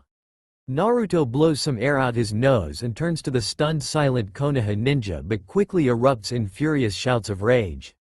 I won. He lost. I held back quite a bit, Naruto says. How could you hurt Sasuke-kun? Ino screeches and connects with a slap to Naruto's cheek but he doesn't even budge. Naruto clips his eyes to Danzo. I am sorry Hokage-sama but it seems I must decline your offer. It is blatantly obvious I would not be welcomed. He starts and grabs Ino's wrist. If this is the result of a full contact spar and judging by your ninja, many are already plotting my death. So unless you wish to see why I called a S-class shinobi an army killer, tell them to stand down, Naruto adds, crushing her wrist with ease. Ino screams in pain and falls to her knees as Naruto turns fully to Danzo. Your choice, Hokage-sama, Naruto states. Leave but know this boy. You will be in our bingo book with a kill on sight order, Danzo states. Naruto raises his arms with a shrug. Doesn't bother me one bit. You were not the first and certainly not the last, he says and vanishes with a single step. Danzo grips his cane with a look of anger behind his calm visage. Hokage-sama, we cannot let him leave. He nearly killed Sasuke, Kakashi states. No, inform the Hunter Corp and spread the word to all Konoha ninja. Kill the Ghost of Spring on sight, Danzo orders. Get Sasuke to the hospital. Danzo adds, and several Jonin pick him up. Naruto appears in his warehouse as Anko was waiting for him. What happened with Sasuke? Anko asks. I broke his arm, nose and some teeth, jaw. Danzo and Konoha want me dead but nothing new, Naruto replies. Kukuku. That little bastard deserves that and more, Anko says. Naruto unseals his coat and slips it on. Alright, head back to Sprain. I'm heading back to get Sasuke's six-path yin. Then head to Earth Country to intercept Jiraiya with my ace, he says, making a shadow clone. The clone grasps Anko's shoulder and vanishes in a white flash as Naruto heads up to the small office for a nap and wait. Konoha General. The sun quietly sets on Sasuke's room, his face heavily bandaged and his left arm in a cast. A lone tarantula starts to descend from her shadows and lands on Sasuke's chest, but a puff of smoke billows and a small girl with snow-white hair and green eyes was straddling him.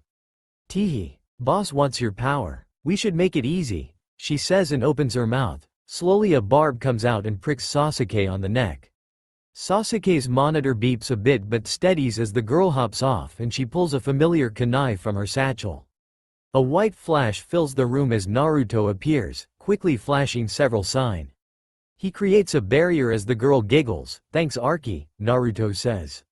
We got everything out, Arki comments. Naruto slowly removes his gloves and places them in pockets. Thanks Lucas told me, he says, placing his sun-marked hand on Sasuke's chest. I better make this quick before his dog comes back. Arki cover his mouth, Naruto says. Arki covers Sasuke's mouth as Naruto call up his young six-path power, trying to resonate with its yin half, and slowly it works as he places his other hand on top. Sasuke's body trembles a bit as a yellow glow emerges from Sasuke's chest and crawls up Naruto's left arm. Naruto winces as his left eye erupts with pain as the last of the yin power leaves Sasuke. Looking down he sees a moon symbol on his left hand. Boss, your eye changed, Arki says, letting Sasuke go. Naruto slips his gloves back on and finds a mirror but his eyes widen, seeing a Rinnegan eye staring back but with 6 tomos. It seems this your gift from Indra's power. Thank you Sasuke, Naruto says and turns Arki, please keep an eye on things. I'll be on my way, he says. Arki returns to her spider form and makes her way into the shadows. Well Sasuke, it's been fun. Well for me anyway, Naruto muses, dispelling his barrier and vanishing as Ino opens the door, preparing to molest Sasuke's body. Jiraiya and a small contingent of Anbu were making their way through Earth Country in search of Naruto. After learning of Naruto's whereabouts from Ghost, the Toad Sage quickly took a group of Anbu to find him, despite the protests of Danzo. It has been about 1 week since the group left, but for Jiraiya it was a chance to make up for his failure. Naruto could have come to Konoha and kill Tsunade. Did you tell Onoki our secrets? You damn demon, Jiraiya thought. The group quickly made their way through a rocky plain, but suddenly earthen spikes erupt around them. Form up, Jiraiya shouts, but the ground turns into quicklime and encases their forms. Seems our informant was right. A voice sneers, as a block of rock rises from the ground. Atop the pillar of rock was a young woman with short black hair and pink eyes, dressed in a standard IWA uniform.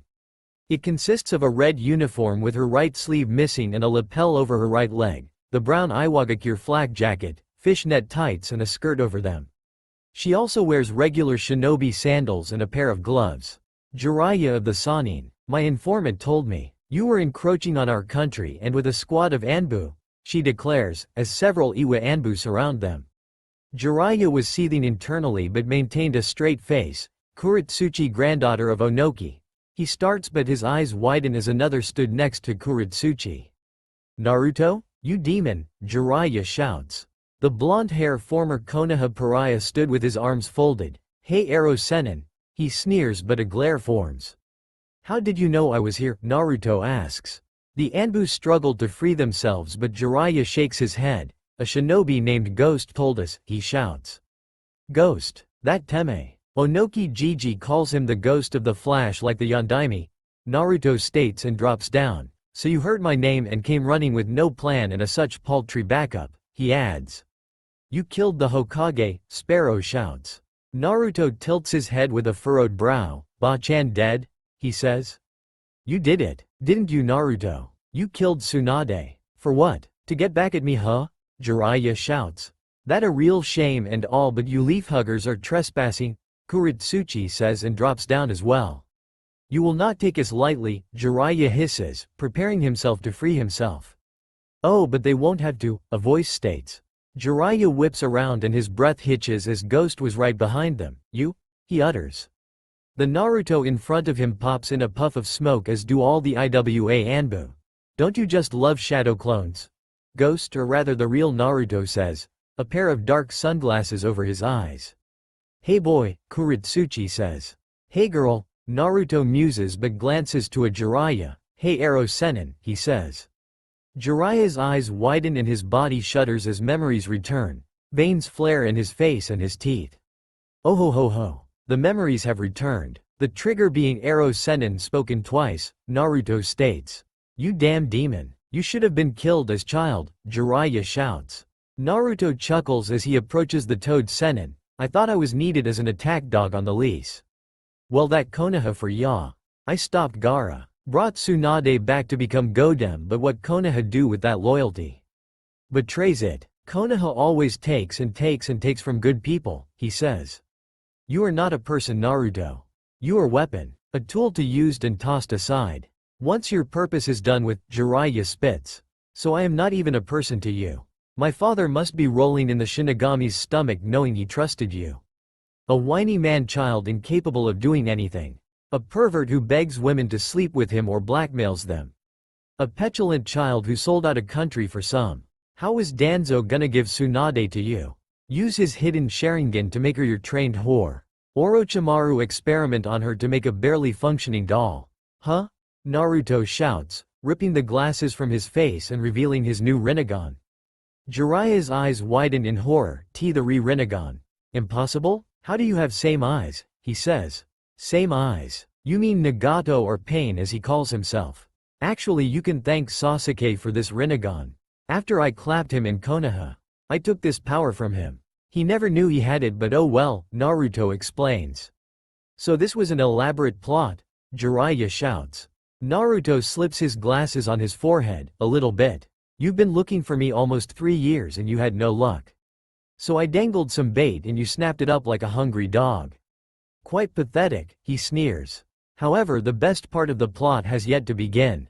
Just picture it. Jiraiya the legendary Sannin assassinates Onoki the Sandame Tsuchikage, Naruto declares. Many in Iwa still hate Konoha for the last war. So when Gramps dies, war will ring through all of Iwa, Kuritsuchi says. Danzo will more than likely disavow you, but the die will be cast. Kumo may see it as an opportunity. Suna is your only ally, but I talked Gaara into dropping that, Naruto adds. You finally show your true nature. Demon, Boar spits. Naruto claps his hands slowly as he approaches Boar, derogatory names. Konoha's default term for me, he says and places his hand on Boar's head. Boar seizes as Naruto pulls back and glowing blue visage of human leaves Boar. Ah, now I know the layout of Enbu HQ and patrol routes, Naruto says. What did you do? Jiraiya shouts. Naruto taps near his left eye, one of the abilities of the Rinnegan. Ninjendo Path. It allows me to read the thoughts of others and rip out their souls as well, he explains. Naruto raises his left hand. I have about 1,000 clones testing since I acquired the Rinnegan. I am learning quite few things, he says, before Sparrow is ripped from the limestone. He grasps Sparrow by the neck, but Jiraiya gasps in shock as a black rod erupts out the back of her neck. A clone appears next to Naruto as he rolls his neck. Well, I would play some more, but something pressing has come up, Naruto muses, dropping Sparrow's corpse.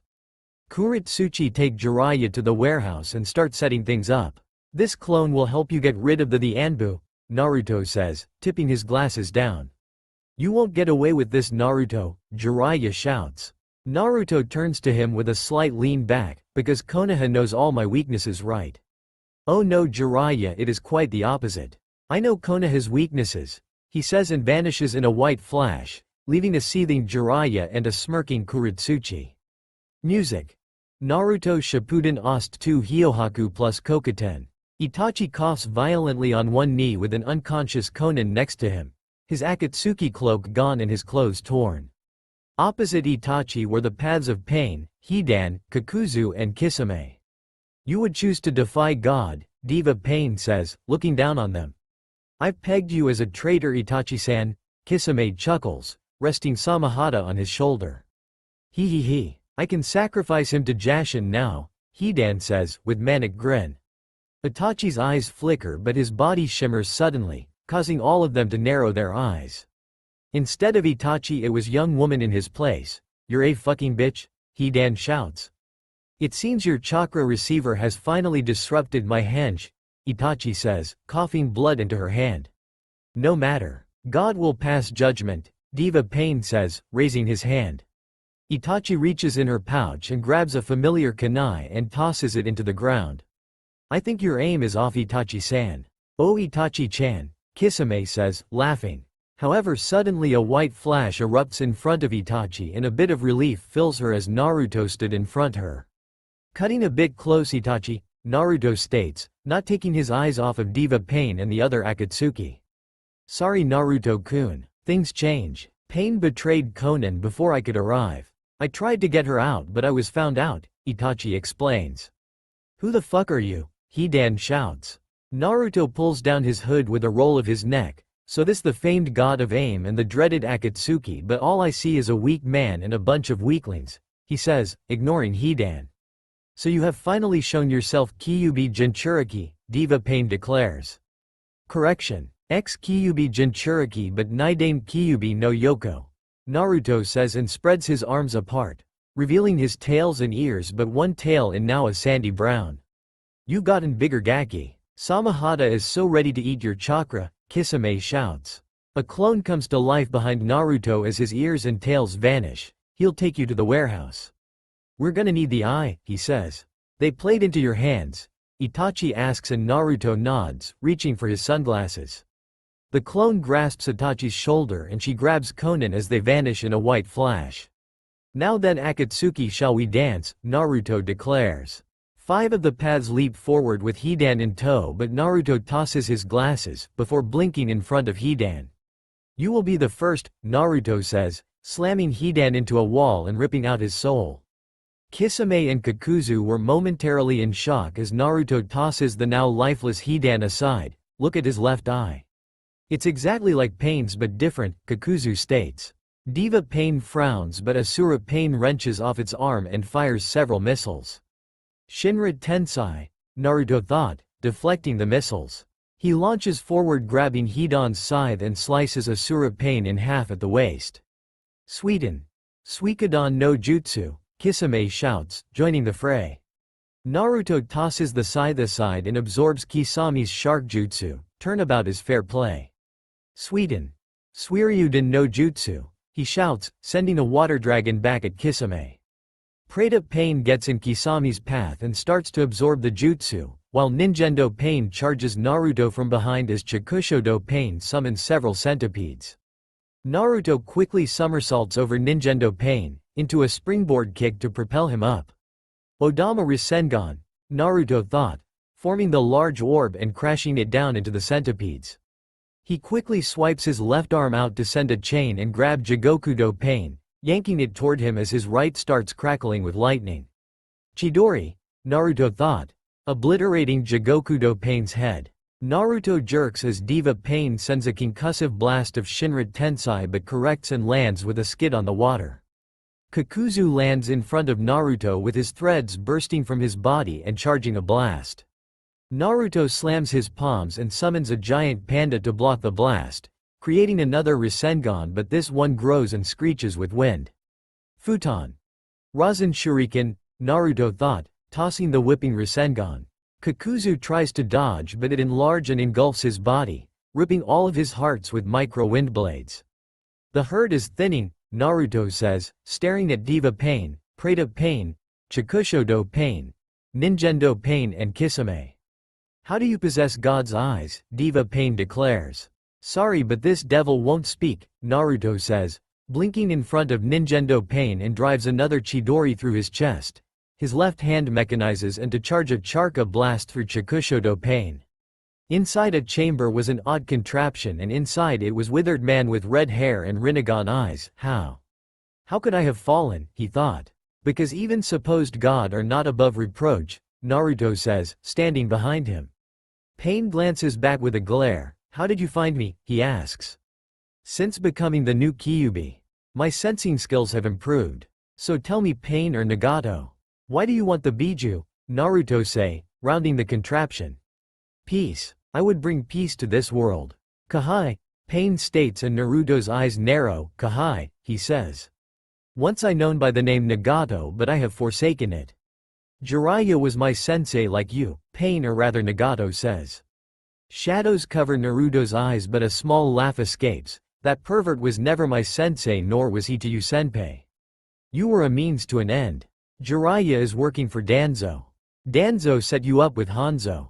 They thought if you died, they could take the Rinnegan for themselves, he states.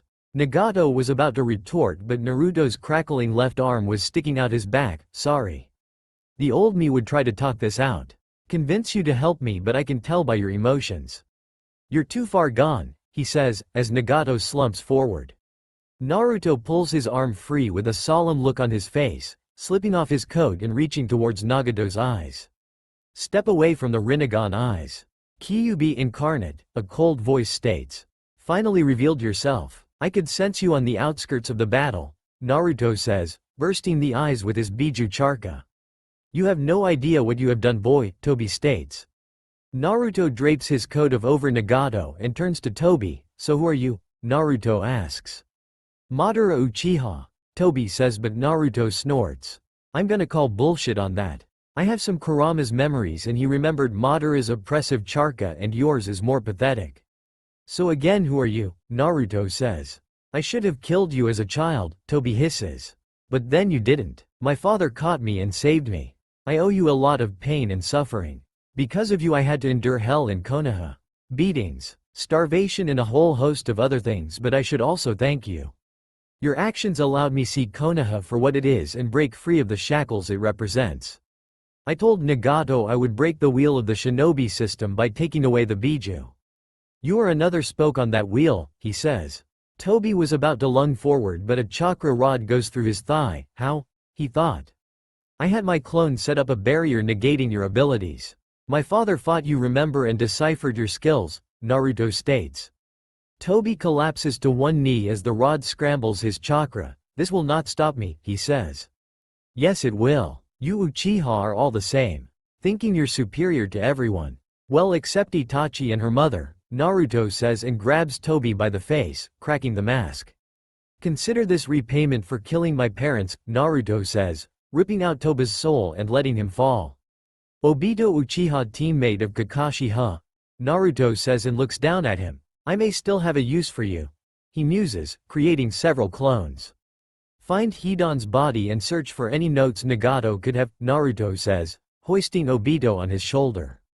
Mom, Dad, Kurama, I have avenged you. Now to start taking the next steps, Naruto thought. Two clones appear with the body of Hidan and shockingly the sword Samahata. It survived my Bijudama, Naruto asks. It must have unlatched before Kisame was vaporized, one clone says.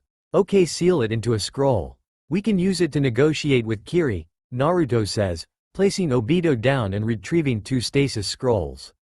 What about him? The second clone says, pointing to Nagato. Take him out of that and burn his body and scatter the ashes. No need for Orochimaru to bring him back, Naruto states, and the clones nod. Naruto halts as several clones dispel but frowns. Nothing of note, but at the same time a good thing, he thought. I'm returning to the Earth warehouse. Catalog anything of note and send it through the little ones. Also get rid of any evidence, Naruto says, and promptly vanishes.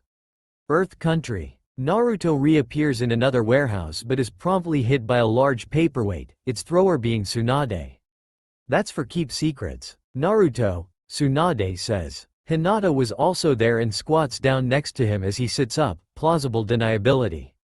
If you were captured, you would know nothing, especially with the company I keep, he says. No kidding, Naruto. Kuritsuchi comments.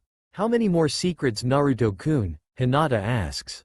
Naruto kips up to his feet and heads towards a stack of crates, just two more. Seeing as you have met Kuritsuchi and Itachi, he says. Does Sasuke even know Itachi is female or Konoha for that matter? Tsunade asks, her arms folded and pinching her nose. No, but she is double agent for Jiraiya, or rather triple agent for me. Itachi always kept me safe when I was little. When I went to the capital for business we crossed paths. Luckily Fish Boy wasn't there. I was weary, but she used Tsukuyomi to explain things and I told her things. She agreed to aid me as she could and keep both Akatsuki and Konoha off of me, Naruto explains. We met, fought and fucked, Kuritsuchi says, with a smirk, and both his mates glare at him. She caught up to me after meeting with the Yanbi and Gobi. It was interesting to fight someone young and capable of the particle style. We got tangled up in each other and hormones got the best of us, Naruto says. Oh, the irony is not lost on us either. I'm the granddaughter of the Onoki and he's the son of the Kiroi Senko. That's a tragic love story in the making, Kuritsuchi adds. Naruto lifts his glasses and rubs his eyes, causing both Tsunade and Hinata to gasp. That's the Rinnegan but slightly different, Tsunade says, and Naruto nods. Yeah, I got it from Sasuke. It's his six-path yin power, Naruto says. Speaking of Konoha, where's Itachi? Naruto asks. Resting with that Konan woman. So what happened? Hinata says. After capturing Jiraiya, Itachi used her Hiraishin Kunai. She had been found out while saving Konan. Things went sideways, but I managed to finish off the Akatsuki and avenge my parents and Kurama. Naruto explains, shocking all three. Was it Madara? Tsunade asks and Naruto shakes his head. It was Obito Uchiha, a student of my dad, but he was trained by Madara. He used a technique called Izanagi to cheat death, Naruto replies. It's a jutsu that Danzo knows as well, Itachi says, coming down from the upstairs rooms. Tsunade bites her nail with a growl. That could complicate things, she says. Not necessarily. He can only use it a set number of times, but Naruto-kun's speed can negate that along with his newly acquired Rinnegan. Itachi explains, with a slight cough. You pushed yourself too much, Naruto chides and Itachi waves her hand. Just a little, Itachi replies. You look like your mother Makoto, Tsunade states. Yes, mother collaborated with Kushina-sama to create a seal to hide my gender from the likes of father and the council. Only them and Sarutobi-sama knew the truth. Not even Shisui knew, Itachi says, whispering the last. Anyway, I should head back. Jiraiya is in a stasis scroll. I obliterated the Anbu's bodies, Kuritsuchi states, tossing him a scroll. Bye boy, Kuritsuchi says and sinks into the ground. Bye girl, Naruto muses and rubs his head, now that the major obstacles are out of the way. Phase 2 can begin, he adds. Phase 2? Hinata asks and Naruto tosses the scroll up and down in his hand. We're gonna spark a war, Naruto replies. How are you gonna pull that off? Tsunade asks. Simple. Jiraiya is going to kill the Sandaime Tsuchikage, Naruto says, shocking both. How? Tsunade asks. We will use a jutsu called Kotoa Matsukami to alter Jiraiya's memories. However, Danzo also can use this jutsu, but since he can't use it at will due to his body, Itachi explains. Whose Sharingan eyes have that power? Hinata asks. Shisui Uchiha. Danzo coveted his eyes and managed to steal one, but Shisui escaped and gave me the other before committing suicide, Itachi explains, sadly. Danzo is truly a blight on the world, Tsunade says. Naruto creates a clone and it heads upstairs for Konan. Let's head back. We'll use the crow, he says, grasping Hinata's shoulder, and she grabs Tsunade as she grabs Itachi and vanish. 1 week later. Onoki of the both Scales and Sandaime Tsuchikage sits at his desk as the sun sets. Damn back, he thought, feeling it pop and doubling him over. He is a very short, old man with a triangular beard and a mustache that had angular corners, a big red nose and thick eyebrows. The top of his head was completely bald, although he had long white hair on the lower half of his head, which is styled in a traditional Chanmage haircut, the back of which was tied with a yellow ribbon into a top knot. A soak. Then turn in early, Onoki says, tossing the report of Deidara's death. The old fence sitter considered who had killed Deidara. This ghost is becoming more and more of a threat. So much Konoha is sniffing around him. I should consider Kuritsuchi's plan of sending Han and Roshi after him, he thought, floating around his desk. Onoki made it few feet before pain explodes from his lower back, but the source being a dual-tip kunai blade. Onoki spits up blood as the assailant wrenches the blade out and he collapses. Who are you? Onoki sputters, clutching the wound. You can't fool me, demon. If you won't be Konoha's weapon, then die, the assailant shouts. Onoki musters the last of his strength to form his particle style, but only enough to erase his killer's weapon arm. The door bursts open as the rotund Akatsuchi rushes in and quickly subdues the intruder. Sandame Sama Dani, Akatsuchi shouts. He is a large and imposing man, with dark eyes and black hair that spikes out at the back from underneath his bandana-styled forehead protector. He also has large cheeks, and a plump nose which give him an overall look of constant joviality. He wears the red Iwagakure uniform which has both its sleeves, underneath his flak jacket, and accentuates it with a yellow scarf which he wraps around his neck. Akatsuchi. It's Konoha, Onoki says, one eye closed in pain. Akatsuchi rips the hood from the intruder, revealing Jiraiya the Gallant. Gramps, Kuritsuchi shouts, bursting through and rushing to his side. Kuro Kuritsuchi. I name you Yondaime. Make them. Onoki starts but his eyes widen, seeing the slight smirk on her face. Don't worry, grandfather. Konoha will pay for their arrogance, Kuritsuchi says. Onoki's head leans back as his last breaths leave him. Get that bastard out of here and call father, Kuritsuchi shouts, holding Onoki to her body. Sorry Gramps, but I know you would against this, but Naruto and I will the endless battles, Kuritsuchi thought, tears running down her cheek. Naruto sits in his dojo and goes through the memories of his clones from the island. I should speak to Konan as well, he thought and yawns. Naruto gets to his feet and stretches. Onoki should be dead and Kuritsuchi the new Tsuchikage. If not, I'll make plans to get her out. Those old fools may choose her father, but he doesn't have Onoki's particle release but possesses a high level of control of Doden, he thought. He makes his way inside into the kitchen as Tsunade, Sakura, Shizune and Hinata were making lunch. You look tired, Naru-kun, Tsunade asks. Naruto yawns again and takes a seat at the table. All those clones I dispelled, he says, taking a seat followed by Hana, Anko, Sume and Yugo. Itachi and Konan also arrive as Tsunade, Hinata and Sakura place sandwiches on the table. Konan, have you considered what I asked? Naruto asks. Nagato's betrayal has cut me deeply. I wish to live a simple life and raise a child in peace, but that cannot happen. So long Danzo and his cohorts live. I will aid you, Naruto, Konan states. Thank you, Konan. Your assistance will be greatly appreciated, Naruto says. Lunch soon finished as Naruto was yawning more and more. We'll talk about things later. Can one of you take Konan and Itachi to Dojima? I'm going to take a nap, he says, heading to his room. Naruto makes his way out of his room and into his private bathroom. I still have to change Itachi. Kuritsuchi or that one and her. Oh man, her is gonna be bad, he thought, filling his tub with bubbles and hot water. Naruto sighs softly as he sinks into the tub. Things are moving. Soon the Sanbi will reform and I'll save him with no competition from Akatsuki, but Konoha is still a possibility but not by much. I still need to find Taki's container, but the village is weary of outsiders. Perhaps sending Arki or Rachnera inside. Also the Rokubi for her. Then Iwa and Kumo. Arg, so much to do. I need to contact that one too, he thought, lathering his hair. Naruto finishes his bath and slips on some sweats and a wife beater, finding the others in the living room but Hinata, Konan and Itachi. Naruto plops in his recliner with a yawn. We need to discuss things going forward. Just tell the others after, he says. Onoki should be dead by now, Tsunade says and Naruto nods. Yeah, but they're keeping quiet. The death of a Kage is a serious thing. It would invite enemies to invade in the chaos, Naruto explains. Will Kuritsuchi be chosen as Yondaime? Hana asks. That's still a wild card. It will be down to her or her father Kitsuchi. He's a proven shinobi, but Kuritsuchi has a Keke Toda. However, that presents more problems, Naruto states.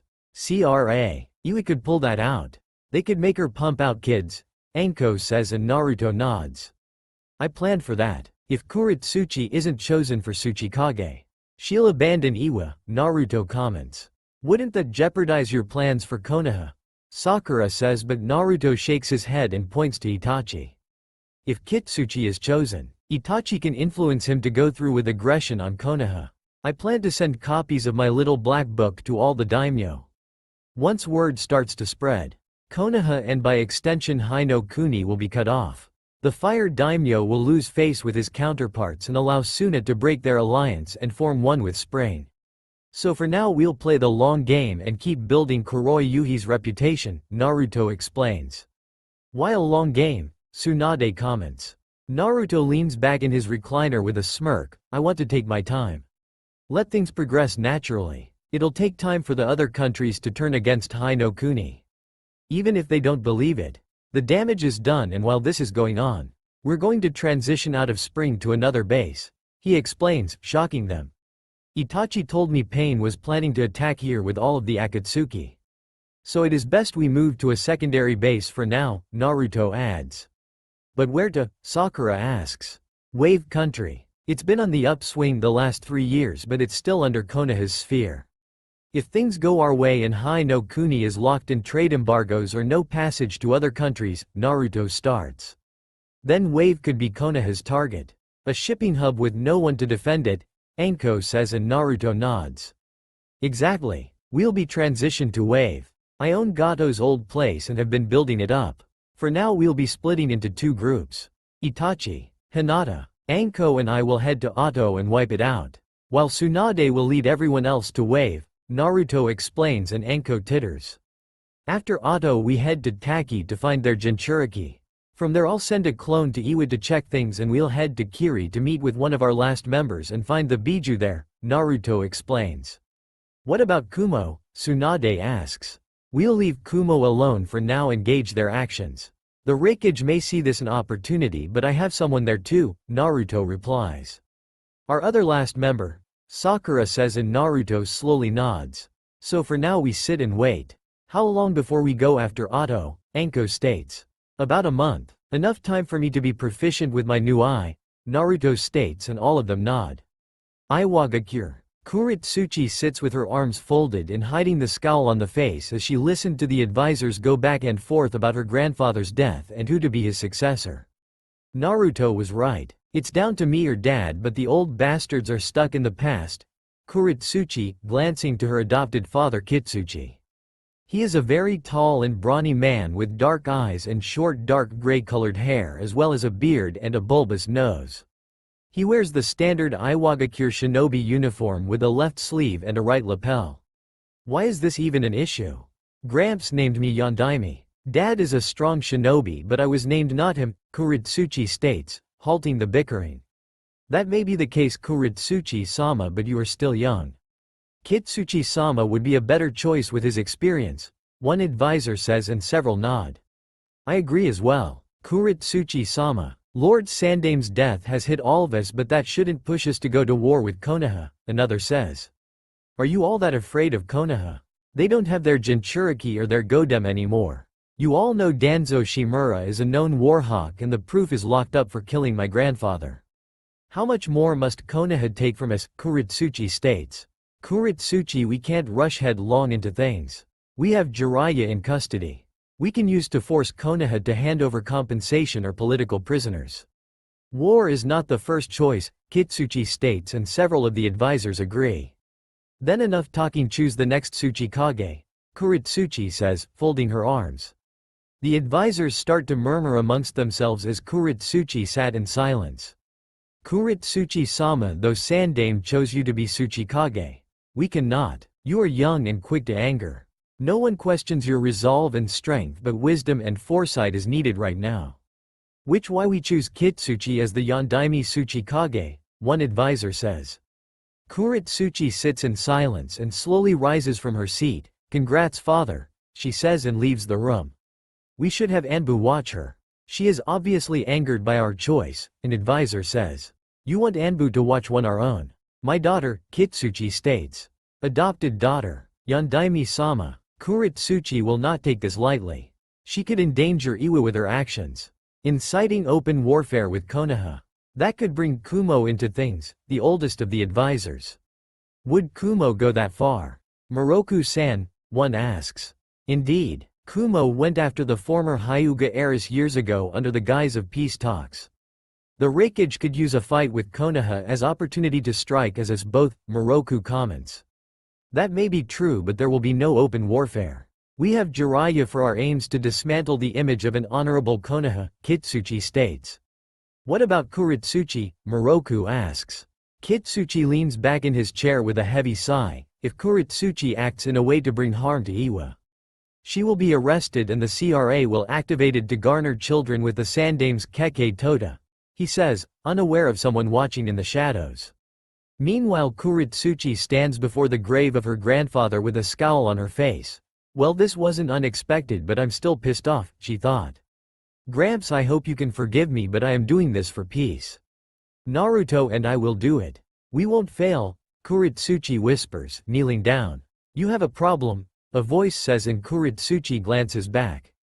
Rachnara, Kuritsuchi says. Rachnara's upper body is that of an attractive young woman with large S and short lavender hair which covers the right side of her face.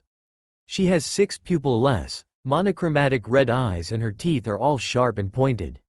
Her lower half is that a giant spider adorned with a large skull design on its back, with black carapace covering her arms from the shoulders down, and gauntlet-like plating on her hands that end in sharpened points. And what is the problem? Kuritsuchi says, and Rachnara giggles. Those old men convinced your dad to arrest you. If things go sideways with you and activate the CRA, Rachnara explains. The greedy old men, Kuritsuchi hisses. Rachnara folds her arms under her bosom. So what now? They'll restrict your movements now, she says. True, so I'll play the fool for now. When will Naruto start moving? Kuritsuchi asks. According to Mother, a month from now. He'll be sending the book out in a few days, but he wants Arki or me to slip into Taki and find their container, Rachnara states. Alright, tell Naruto. I want to perform the Sosei, but I may have to go missing nin if things gets too restrictive before he transitions, Kuritsuchi, and Rachnara nods. Right, but be careful, Rachnara, and vanishes in a puff of smoke. Kuritsuchi says a silent prayer and vanishes into Shunshin to her home. Konoha. Danzo sits in his office with a sealed scroll from IWA as Orochimaru stood with his arms folded. I knew listening to that inept wildman would backfire, Danzo starts. Tsunade's death must have affected him more than we knew. Then learning his greatest failure is roaming free in our enemy's country. Drove him off the deep end, Orochimaru comments. Off the deep end? He killed Onoki and got caught. This is something that can't be swept under the rug, Danzo says. Kukuku, do you think Ghost is responsible for this? Seeing he provided the information about Naruto-kun being in Earth Country, Orochimaru states. He could be the boy or the fox has taken over him, Danzo starts, and Orochimaru arches an eyebrow but a smirk forms. Then either Naruto-kun has become very cunning or the Kyuubi has decided to take its revenge. Kukuku, then the possibility of Tsunadeheim and the other dead Kunoichi could be alive. Ino-chan did say 2 of this Kuroi Yuhi were skilled as Tsunadeheim, Orochimaru states. Danzo leans back in his chair with a slow drag and exhale. He wouldn't go back to spring. He'll have gone to ground by now, he starts. Jiraiya fell into his trap with ease, but I wonder how he was able to convince Jiraiya to murder Onoki, Danzo adds. What do we do? Iwa is still keeping things quiet, but the new Tsuchikage Kitsuchi has expressed a want not to fight. Do we buckle or do we abandon Jiraiya and by extension his spy network, Orochimaru states. This is what the boy wants. Our country's fighting, but for what aim? Kitsuchi isn't stubborn like Onoki or his granddaughter for that matter. If he declares war, we know have Jinchuriki to combat them at the moment, Danzo states. 2 are still on the board. Taki's Jinchuriki and the reforming Sanbi. My spy has reported that it won't be much longer before it returns and I can send Gurren to Taki and take it from them. The clan heirs can take care of the Sanbi since Sasuke-kun is still out of commission. If war is coming, they will need experience, Orochimaru explains. Indeed, they have been lax. I approve both missions. This will give us 2 Jinchuriki, but who to seal the Sanbi in, Danzo states. What not Sasuke-kun? His Sharingan will subjugate the beast, but what about Jiraiya? Orochimaru states. Jiraiya has failed one time too many. He failed to bring me my weapon and now he has killed Kage without orders. He will rot in Iwa. He will be disavowed, Danzo states. This will not go over well with the daimyo, Orochimaru says, but Danzo scoffs. That spineless man only concerns himself with the wealth Jiraiya promised him from Uzushio. That whole family line is concerned with wealth more than Konoha's power, Danzo states. Orochimaru titters with a tilt of his head. Then Naruto-kun needs to be found, he says.